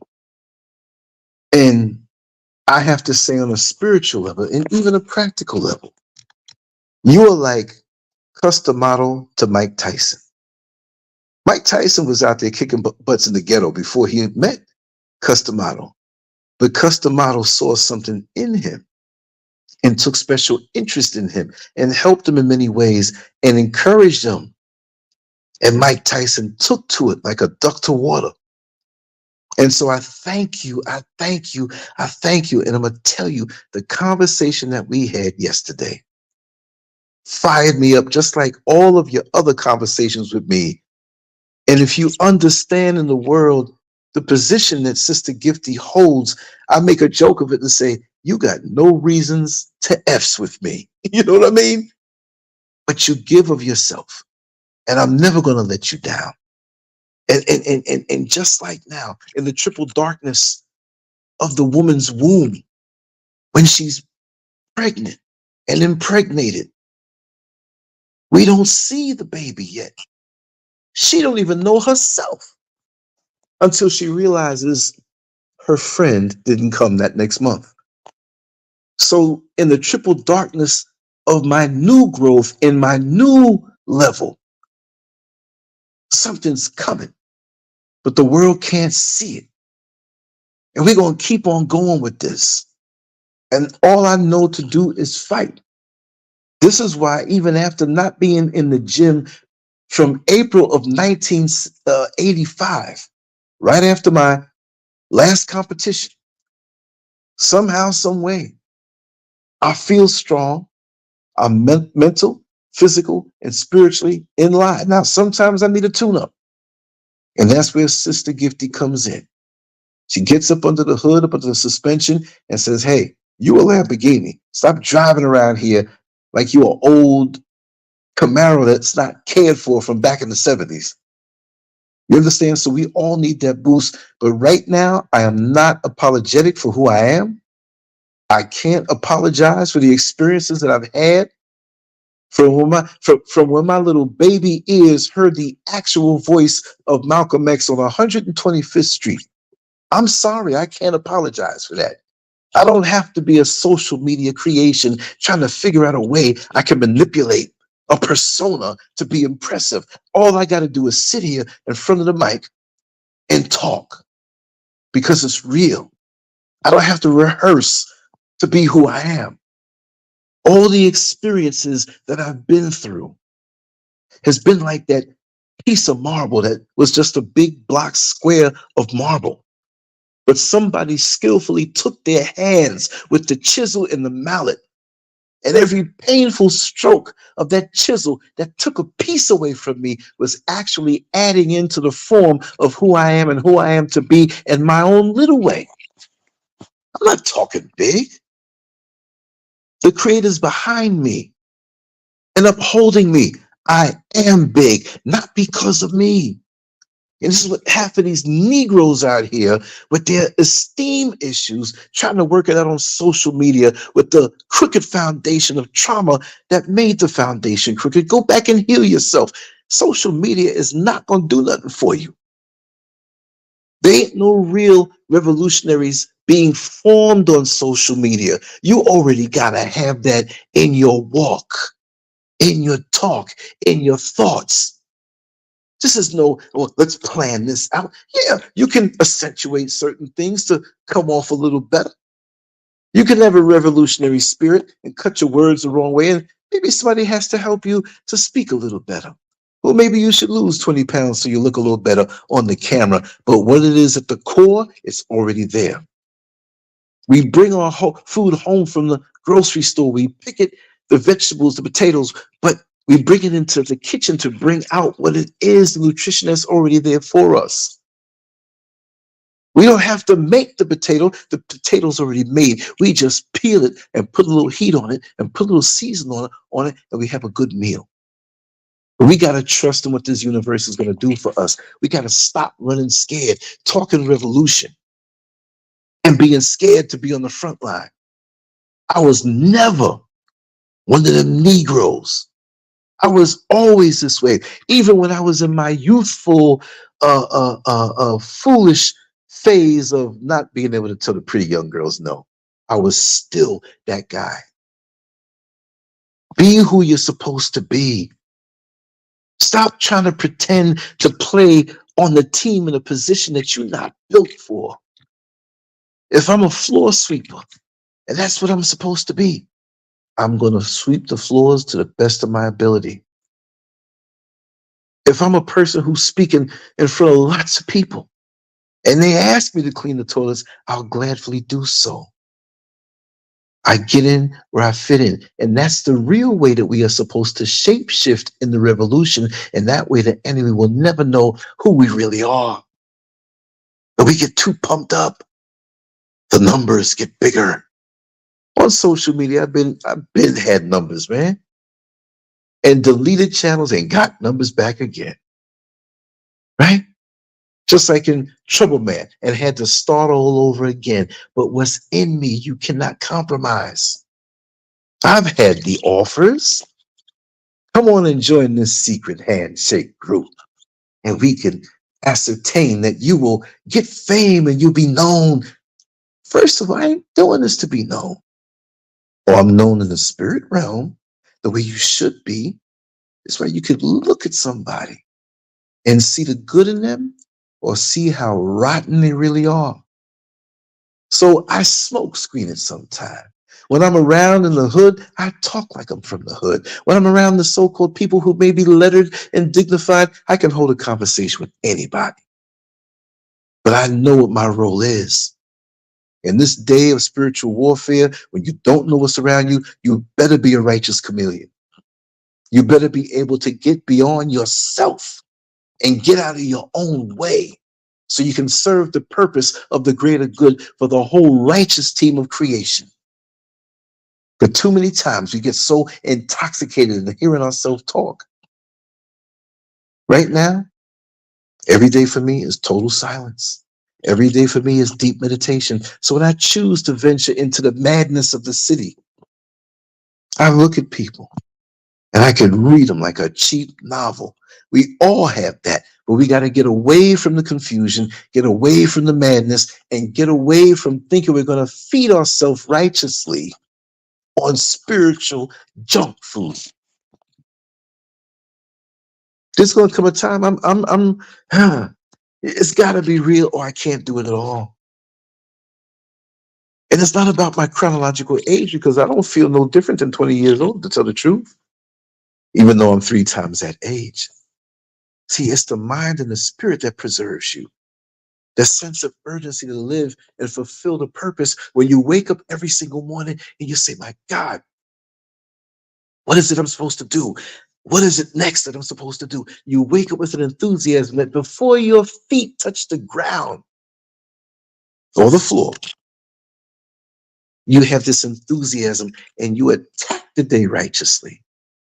You're so joyous to have that day and you're living in the moment. But there's too many of us out here who are fighting against past trauma and thinking about the future, which we should think about the future, but we're thinking about the wrong things. Very few of us are right now in the moment, which is always brief. It's fleeting. So we have to acknowledge the past, but only to steer us to not make the same misjudgments. But I'm not living in the past. This is why I'm always current. This is why I'm always hip. This is why I'm always beyond the algorithm. I don't chase no damn algorithm. The algorithm chases me. So those who control it want to keep you out of it, but you can't stop me directly talking to my people, to have a conversation, to be able to touch and be touched. And I'm not talking about nothing filthy, but the human vibration that this algorithm and this platform strains and takes away the nutrition out of it. So we're sucking from a nipple that has no real milk. We're not getting the nutrition. We're overfed and undernourished. When you eat cheap nutrition, you keep eating calories and calories and calories, and you look like a slob. And most of us spiritually are that. You can see it in their eyes. Who does he think he is? He think he all that. Nobody's thinking we all should know that we are all that. But you hypocritically go, and how you doing? I'm blessed and highly favored. But you think the lowest of yourself? To the point where we got to put somebody else's logo on our chest? You got no way of thinking your way out of an impoverished situation. But you're wearing a Mercedes-Benz logo on your shirt. You got to live a life where you make your name mean something. Your name is nutritious to somebody else because of the walk that you walk. The walk that you walk, where my mother transitioned, April 28th, 1994. And she taught at York College and LaGuardia College. Years before, she graduated from the Juilliard School of Music and sung opera and traveled the whole world with the Hall Johnson Choir. Many of the stars that were on TV used to call my house regular. I'm not saying everybody, but I'm used to names and I can drop names. But see, a lot of people don't understand my pedigree. They say, he's a little different. Well, if you check my history, you'd know that. But I can't say half the stuff I've been involved in. Oh, that nigga lying. Don't say I'm lying because of your lack of self-esteem. I'm not going to babysit nobody else's low self-esteem. And that's what we got to stop doing. Because we don't want to feel the pull of the crab pulling us back into the barrel. You try to pull me back into the barrel, I'll kick you in your face. Brother nothing, sister nothing. Because if you really about it, you're going to help to push me out the barrel. And when I get up top, I'll pull you out. But 90%, last week I said 85. Now I'm saying 90, and I'm still being nice. But most of melanated people, they're doomed.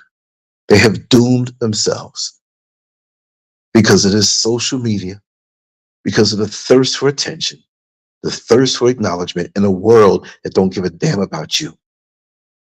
And it's things that we need to be doing that last.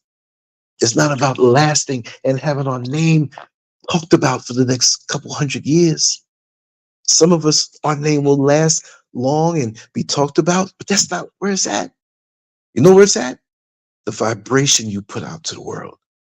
That feeling, that spirit, that vibration that goes on unattached to your name, but somebody 1,000 years from now is going to pick up on the enthusiasm that's coming from this conversation, and somebody's going to run with it and pass it on like a baton and pass it on like a baton. The person who passes the baton, their name is not etched in it. You just got to feel good and know that you're doing the right thing by passing that baton, that you had a hand to be chosen to have your hand touch that baton before you passed it. And silently, like the Olympic torch. How many people hold that thing and run? The flame is still burning. It's still burning. Muhammad Ali ran and what was it, the Olympics in Atlanta? The flame is still burning. Let me tell you something. There's going to come a day when nobody remembers the name Muhammad Ali. There's going to come a day, now it may be a long time from now, there's going to come a day when they don't know the name of Michael Jackson. I'm willing to bet 500 years from now, if this world remains the same and we have the technology to preserve his memory, 500 years from now, there's possibly going to be new fans of Michael Jackson. But you think they're going to call his name 10,000 years from now? So why are we trying to, you can put your name on your tombstone. The tombstone will get kicked over. Stuff going to grow and an earthquake's going to come. Whole grave is going to sink in the ground. I'm not trying to be gory. All I'm saying, if we are really revolutionaries, we are selfless. It's not selfish. We are selfless. We prefer to do like the philanthropist who has a joy in giving but doesn't want his name in the press. There are too many of us have no substance, but we want to be seen. I'm not that guy. I've been seen enough. I've been seen enough before the age of 19 and 20 years old. Okay? You know what I mean? I've lived enough life in the world to know, like sampling a little bit of the food that's at the all-you-can-eat restaurant. I know what it tastes like. I have no desire for it. And so now I can do the real manifestation of the work I'm supposed to do, because you ain't going to get me with that stuff. There's no curiosity. Born and raised in New York City doesn't make me no better. But I came up in the golden areas and I learned a lot. And I have to give praises to the Creator for giving me the parents that He did to make me street smart and make me book smart. That now I can do what I do and share it and pass the baton on. I don't care if you say LANCESCURV or not. Like me, follow me, LANCESCURV. I don't care about that. I'm gone one day. And like I was telling some of the guys that came by the house today to work, I said, why do we push ourselves for this type of acknowledgement when the very morning, the very day, some of us may go from a terminal illness, some of us may go natural causes in our sleep, some of us may go in a terrible accident. And for those who go in abruptly in a terrible accident, we wake up that morning thinking about possibly what we did, what decadence we did the night before. We're brushing our teeth in the morning. Yeah, you know, there's a party next week. I can't wait to go there, or I can't wait to go to this event so I can be seen. Not knowing that in 2 hours, your blood will be all over the pavement. And again, I'm not trying to be disgusting, but I'm a realist. And I say those things, you know why? Not because I'm claiming that. It's because I appreciate the now, and I am in this moment right now. I done walked away from the computers because they kept shutting me off on that. So I came on the phone under a different internet. So now that shows me as targeted as usual. I'm on my bed right now. I'm chilling. I'm talking. Can't get more relaxed than I am now. But the bottom line, I don't care if my name is attached to it or not, because that person who planned to go to the party, that person was brushing their teeth early in the morning, and they might have been a little cocky, you know, because we feel like we're running things sometime. And we look around, and the way we woke up is not the way we end the day. So be thankful. Don't be so full of yourself. Don't think the reality that you have in the man-made engineered system is a permanent thing, because the forces are there to take you out of it, especially when you're black. And don't come, oh, I ain't black, I'm FBA, I'm ADOS, I'm this. We're labeled, we've allowed the enemy to label ourselves into a state of separation and disunity that is historic. These Negroes look for reasons to be different and separated because you don't like yourself. So when you see yourself in somebody else, you want to remove yourself from that person and you want to give yourself your own label. In the Ku Klux Klan, which is a lower form of racism, because you could see it, they don't care. Billy Bob got 2 teeth in his head. Instead of focus on getting his mouth right, he's hating on you. And to the ones that we don't see that pull the strings, we don't see any of those things. We don't see what's really important that we need to do. Develop our skills. Tithe your energy. Stop giving your money to the jackleg preacher that's either messing with a bunch of women or a bunch of little boys or both. Do the right thing. Do the right thing when there's nobody looking. You go to the church and you're shouting and dancing and the bass and the play. And what were you doing the night before? Who are you really? Where's the sacrifice from within? You sitting at home and you aroused and I gotta just get off. I gotta watch a movie and play with myself. Where's the restraint then? Why are you abusing your body? What happened to the Lord then? Discipline, sacrifice, in silence. You don't have to broadcast that out to the world. The true revolutionaries don't. And when you're a true revolutionary, they will say your name long after. But the person who is a revolutionary is not seeking that out. Malcolm X wasn't looking for likes. I mean, yeah, you didn't have Facebook back then. He wouldn't have time for this foolishness. They would be reporting on what he's doing, and he wouldn't have no time for that. Maybe somebody will set it up for him. You don't try to be sitting up on those things and quoting stuff that other people said with no action. You can talk all you want. What the hell are you doing with your life? What are you producing? What are you producing? Stagnant lives producing nothing but talking revolution on social media. I'm like, yo, I'm not full of myself, but you know how much I got done since I just came here the other day? I'm not going to say. I'm just saying, I'm like, everything created that you see is the product of a thought. So while your mouth runs on revolutionary talk, what are you thinking to bring to manifest? Like the story of the church service, how the lights went out. Small church, lights went out. It was getting dark. The pastor kept preaching a little bit and he said, well, listen, lights went out and I don't know what's going on. This won't last that much longer. So a man jumped up. He said, I can fix the lights. Really, sir? I know you're new here, but can I ask your name? Oh, my name's Jimmy, and I happen to be the electrician. Oh my God, praise the Lord. We have an electrician here. So he went on back there where the boxes were. Circuit breakers, fuse box, whatever. Could be old fuse box, whatever. He went back there and fiddled around for a while. 5, 10, 15 minutes. He came out. I don't think that it's possible that I can do this. I tried everything I know. Okay, he was an electrician, but he tried everything he knew. Mr. Jimmy. So everybody was about to just wrap it up, and there's an old man sitting there about 90 years old shaking with a cane. He was so unstable, he had to hold a cane in his hand to sit down. He'd fall out the chair. He said, Pastor, I'd like to give it a shot. And even the people in the church looking at him like, who this old fool? He can't do nothing. The electrician couldn't do nothing at all. So he said, okay, sir, we'll give him a chance. Let him walk back there. He had the cane, and 2 other people had to hold him to go in the back. So they held up their phones, the light on it, this is the modern version, right? And he took 90 seconds. He says, I think I see what the problem is. And he put his hand there, and ping, the lights came on. So he came back out.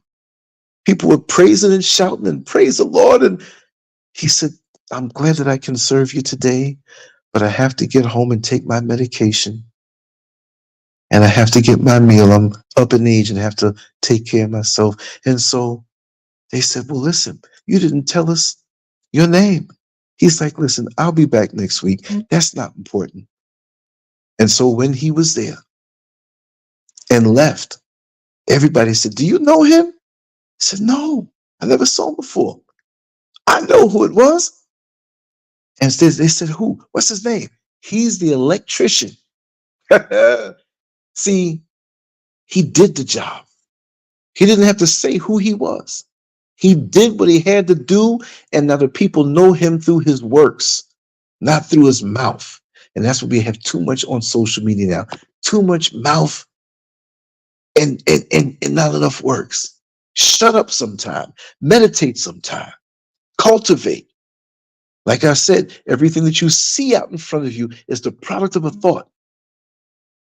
How are you going to sit there and think of something, but your nose is like a pig watching everybody else, clicking and watching and clicking, and you're going nowhere. You're a year older than what you were at the time before. But what baton have you passed? Because the energy in that baton will always remember you. In nature, there's nothing that's forgotten in nature. Nothing at all. If you're a woman and you kissed a guy when you were 14 years old, there's a part of you that's connected to him, even if it's just a little peck on the mouth. We got soul ties, which you don't just have to have sex to have soul ties. You can be connected emotionally to somebody and have a variation of that. We always think sex with the soul tie. It don't work that way. Everything you ever did is in you. Why do you think people say, oh, my life flashed in front of me when I had the near-death experience? Because you don't forget. It is stored in you like a chip. The computer that we talk about, oh, it's a faster chip. It's a better operating system. It doesn't whip what the Creator made in you. But we marvel at the technological advances, not realizing we're the ultimate in a technological advancement. Look at all the systems encased in your rib cage. Circulatory system all over the body, respiratory system, nervous system, digestive system. And the one that I used to like a whole lot, the reproductive system. And more skeletal system, all these things. And we walking on 2 little feet. And we can see, and we can hear, and we can breathe at night. Do you control your breathing at night? You just fall asleep. Your Creator has it built into you that you breathe, and only He can throw the switch. You eat. You don't know what's going on in your body unless you learned about that in school or somebody taught you. You put something in your mouth and you know it comes out the other way. But if we weren't taught these things, we wouldn't know. And it's more vast than that. So we make things and we see things, the telephone pole, the fork, the toilet bowl. Wow, somebody, they made that. But look at the brilliance of nature. The biggest, most powerful example of a God force. And when we doubt that he exists. And I say he, I can say she, because it's a she, the female energy male. It's both. I don't want to say he, she, because it insinuates something else. But we are so mighty. I am mighty. You are mighty. And if you don't think you are, you've just been taught wrong. I could fall off the 10th story of a building and get crushed. I'm not saying I'm mighty like Superman. I ain't dumb. You take a newborn kitten and go up to the 50th story of a building and put it on the ledge where it can look down. That cat that don't know nothing about how high it is has something instinctive inside of it to know not to jump over that thing. But we've been following the wrong thing, being programmed the wrong way. And this is why we're out of our power. We can't be who we were made to be because we had the wrong input. So our thoughts are so screwed up and we can't manifest anything in real life. But like I said, everything that you see is a product of our thought. We say that we live in the hood, but when we're gentrified out of it and another mindset comes in and you come back 10 years after the last Negro left, say, oh my God, look how nice it is. Look at the Starbucks over there. Look at the old white little blonde lady with the poodle. Wow, it's so clean on the curb. Why do you go to most what they call hoods? You can't even say neighborhoods. You don't even act like neighbors when you live next to each other. There's no more community. Co-unity and commune. Unity all up in that word. And we're so separated. The same sun shines down on every part of the earth, but we call certain parts hood, and then we say other parts are better. And then we go on past the hood and go to our church service and say, oh, I want to move to a better place. You're actually insulting God when you say that, because where you are is the better place, but your thoughts manifested something bad. You want a bus stop and you got something in your hand to get rid of in that garbage can and you drop it on the ground. You making the hood because of the result of your thoughts, and the wrong baton has been passed on to you. But you don't know it because pigs love slop. And we become living pigs, former kings and queens of the world, the ones who are the caretakers of the original people of this earth. And we've been reduced down to minstrels and whores and, you know, I want to say FAGGOTS, but they pushing that so much. And if I'm already in trouble with them anyway. So, you know what I mean? There'll be times I'm going to leave YouTube and stream somewhere else. They want us to be that. And some of us defend that foolishness. And we can't say it. We have to sit here and be in denial of the elephant in the room. Taking our men away. Not even letting them be men from the beginning. It's almost a crime for you to be a straight black man who wants a straight black woman and you want to have a good family in a community. Not no damn hood. Because you can run to the most affluent neighborhood in a subdivision with a security guard.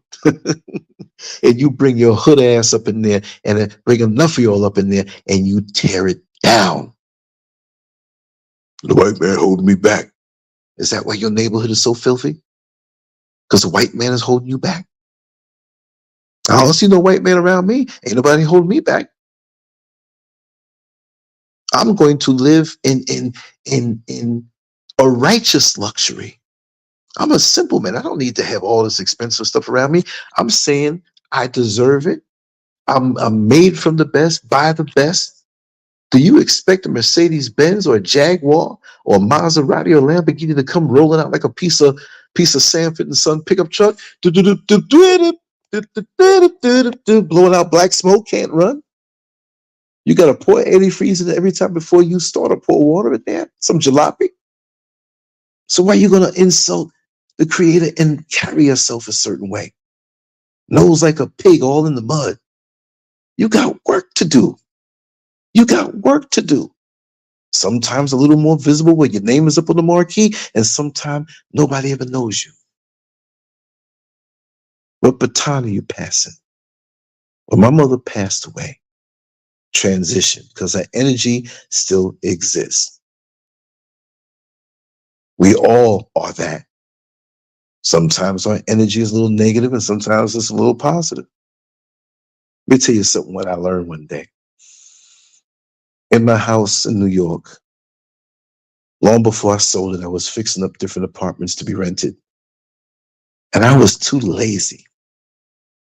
I was up in the attic and everything was torn down to the rafters. We're going to run the electric and run the plumbing again and put the new windows again and the insulation and all of that stuff in the flooring and stuff. I do all that stuff. Most people don't know I had those talents also, but doing interiors. And so there was a light hanging from a wire from a socket way up, a temporary thing because of the construction that was being done. So I'm sitting there, the ladder was there, and I had some electrical work that I wanted to do. And along that line was this light bulb. And I'm saying this for a reason, because I'm going to come around with something. So I'm sitting here, and I threw the switch, and the light bulb didn't come on. I said, oh, yeah, because I was tired. I was working all day up in that attic. I said, there's no power running through that line. I said, I'm safe to go up there and work on it because the bulb is not coming on. So I went down a little bit, about maybe 10 feet on that same line. And I put my hands on the wires to rearrange it. And, you're not supposed to touch the actual thing. You're supposed to touch, whether it's red or green or white, dependent. You can touch a live wire, but you're not supposed to be part of a circuit.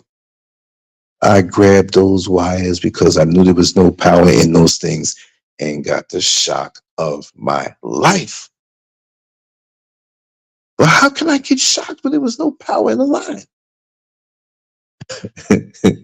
Somebody lied to me, just like people lie to you with their damn Colgate smiles, smiling at you and want to get with you to get what they can get out of you, but they can't stand you because they ain't you. And why did the light bulb lie to me? Because the light bulb was blown. There was power in the line, but it gave me no indication that it was there because the light bulb was blown. So I shocked myself. And you get around people who smile in your face and give you the wrong indication of what's inside their heart, and you get the shock of your life, and not always immediately. Because they're your friend, because they smile with you and they laugh with you and they got your back, and they will get you back and treat you to dinner sometime. Hanging around you to get close to wait for your downfall. I'm sorry to rant. Brother Neil Frazier had me fire up. And I'll probably come around one of these days and, do something on a deeper level and just rant, but I'll keep myself on the topic. There's something I'm going to speak about tomorrow, about Bill Gates, about these things that these people do. And we say, they can't be that bad because of the surface things that they do. And they buy you them little chickens and take you to get the chicken sandwich. And they come kiss black babies in the black neighborhood when they want your vote. And they all illusion. What happened to all the Oprah Winfreyites years ago? Y'all remember that picture I drew? If you never saw it before, go to LANCESCURV.com, click the artwork tab, and look for the Mammy Milk Oprah Winfrey picture where she had one of her titties out feeding a little white boy. That's more her community in her mind than anything else. When she used to give away all those cars, it was happy white women that got all those cars and a tax write-off, but she would never do nothing for the kids in Chicago, in the hood so-called, but she'll open up a school in Africa, which is not bad, but what happened to what's going on around you? How can I pay your bills and not pay mine? You fronting. And people tore me up for that picture that I drew. Go there and check it out. I'm an artist. I don't know about anybody else with these YouTube talking heads, but I'm going back and I'm going to do what I used to do. I will still do this occasionally, but I got to go where my heart is. Right? How's the song go? I left my heart in San Francisco. No, I wouldn't say I would leave it there. Not there. Dave Chappelle said that's the anus of America. I don't want to go there. But you got to go and do what it is that you are, what you're made for. You have to. I can't be anything else. You can't take a AAA battery and say, I'm going to use this to get my food as a spoon. You're going to get a shock. What is your purpose? Stop chasing the illusion of what other people put out there. And they suspend us from our purpose because we want to be seen in the way that we want to be seen. It's not about us. You didn't give your life to yourself. You didn't give your life to yourself. And like the one point I'm going to make again, I started it and I'm going to finish it. After my mother passed away in 1994, there were so many people that she righteously touched just from her very presence. I'm like, how the hell did she reach so many people in a loving way, in a way of servitude? And she made it effortless. And years after, people that didn't even notice she transitioned had a story about her on how she took time with them. Letters were coming in, and I'm like, wait a second. So that's a part of me in my DNA, and also my father. So even from then, I may not have known the vehicle that I would have fulfilled my purpose, but I knew my purpose. I know a lot about me. I've been kind of hanging out with me for almost 61 years. I think I kind of know me real good. The problem is we don't know each other or ourselves as good as we need to, because we're trying to be something that we're not. Just flow. Listen to that spirit. Take the downloads. Don't be so quick to see something on TV and want to follow it. Follow, follow, follow. We're not made to be followers. We're all leaders. You understand? We all have a purpose. We're all leaders. We're reduced to this thing. Like and follow. Like and follow. You can't like everything in this world. You can't follow everything in this world. Not the man-made engineered world. You'd be so destitute, you'll find yourself on the corner somewhere in the middle of the night on a busy street in the red light district with a mini skirt on, male or female. We got more brothers out there doing that now. We don't even know who we are and what our purpose is. We are all messed up. And about 95% of us, we're gone. We're gone. I'm not being negative. What are we doing? If Malcolm X came back right now, what would he say? He would be pissed to F off. I know that much. To die broke and penniless when he could have did more for his daughters.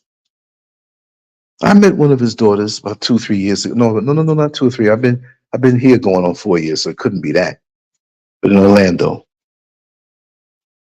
So we really have to get down and hunker down on what we're really supposed to be and meditate and detach ourselves, because you know what? There's going to come a day that you're physically not going to be here. And you're going to have to move on and account for the time you're here. I ain't talking no Christian talk. I'm talking about what it really is. This is the placement exam for eternity for you. This life, this little quick behind life. Quick. I can't believe it would be 61 years old. I'm not mad. I say it because I like it. Because I'm built for this and I ain't tore up. And I'm ready for more. If the Creator says I'm supposed to go tomorrow, tonight, fine. He's in charge. But I think he has more work for me. And as long as you serve the purpose, you'll never get thrown out of the toolbox. If you as a tool don't serve your purpose, there's no reason for you to be in the toolbox. They're going to get rid of you. So as long as I'm in line and I'm looking for the signs to say, okay, how am I to serve the world and my people? Serve. Not come out and try to run this thing or try to be the best and most seen and get attention. That's fleeting. When they put your little rotten behind in the box to drop it in the ground, ain't nobody paying you no mind after that. A few tears, You have some things, the folks that you thought cared for you are fighting over it. And that's it. But it's not it if you do what you're supposed to do on this level. I'm going to shut up right now. I didn't know I was going to talk this long. I didn't know. But anyway, just know that I love you all. And like I said, I'm going to come back on tomorrow. And I got some stuff to do tonight. I didn't even realize the time that it is. It's 10:58 already? Lord have mercy. Anyway, I don't know how many people are here. I'm on the phone. I can see it, but I just want to, I'm going to sign off right now. I really appreciate all you being here. I have a lot of good things coming. And I am just overjoyed because I've come through a lot and I'm in a good place. And I'm looking forward to so much to accomplish, not for me, but for my creator who put me here to enjoy this life. Even the jacked up times when you're hungry and you're broke and you don't have, you better be grateful because now you know what that is. You don't know what sweet really is until you taste it what's sour. That's my own personal saying. So you can say it again, but put LANCESCURV behind that bad boy.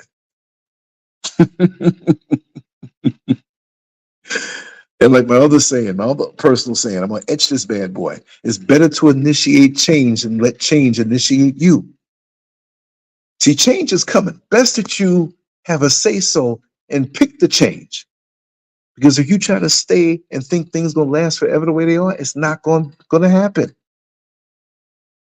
You better have your own lawyer or one will be assigned to you. And the one that's assigned to you, pretty much you're not going to be happy with that one. They won't even say your name right in court. Eating donuts and big belly. Sir Scrooge?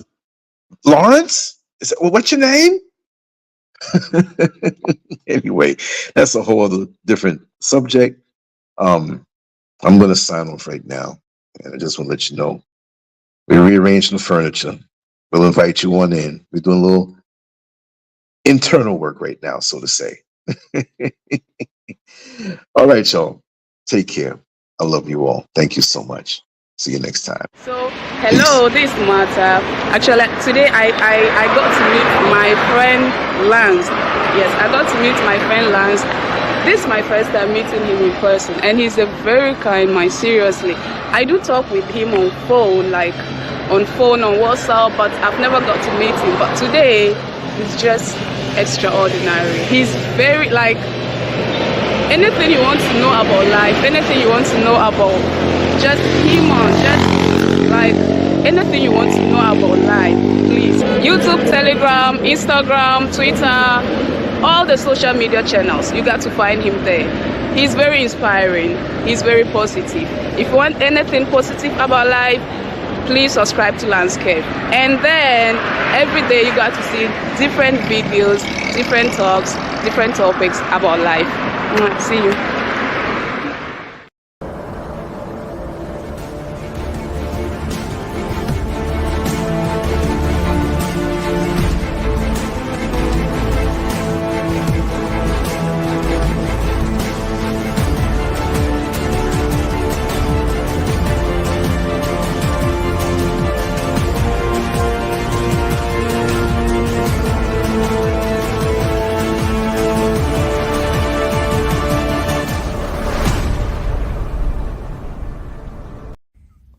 Make sure to go to LANCESCURV.com, an online magazine established in 2001, containing written articles, thousands of talk shows and discussions, cutting-edge cartoons, as well as erotic expressions and tasteful adult photography.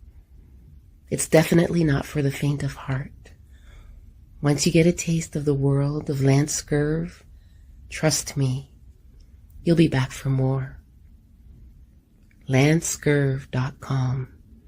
Bold, raw, and uncut.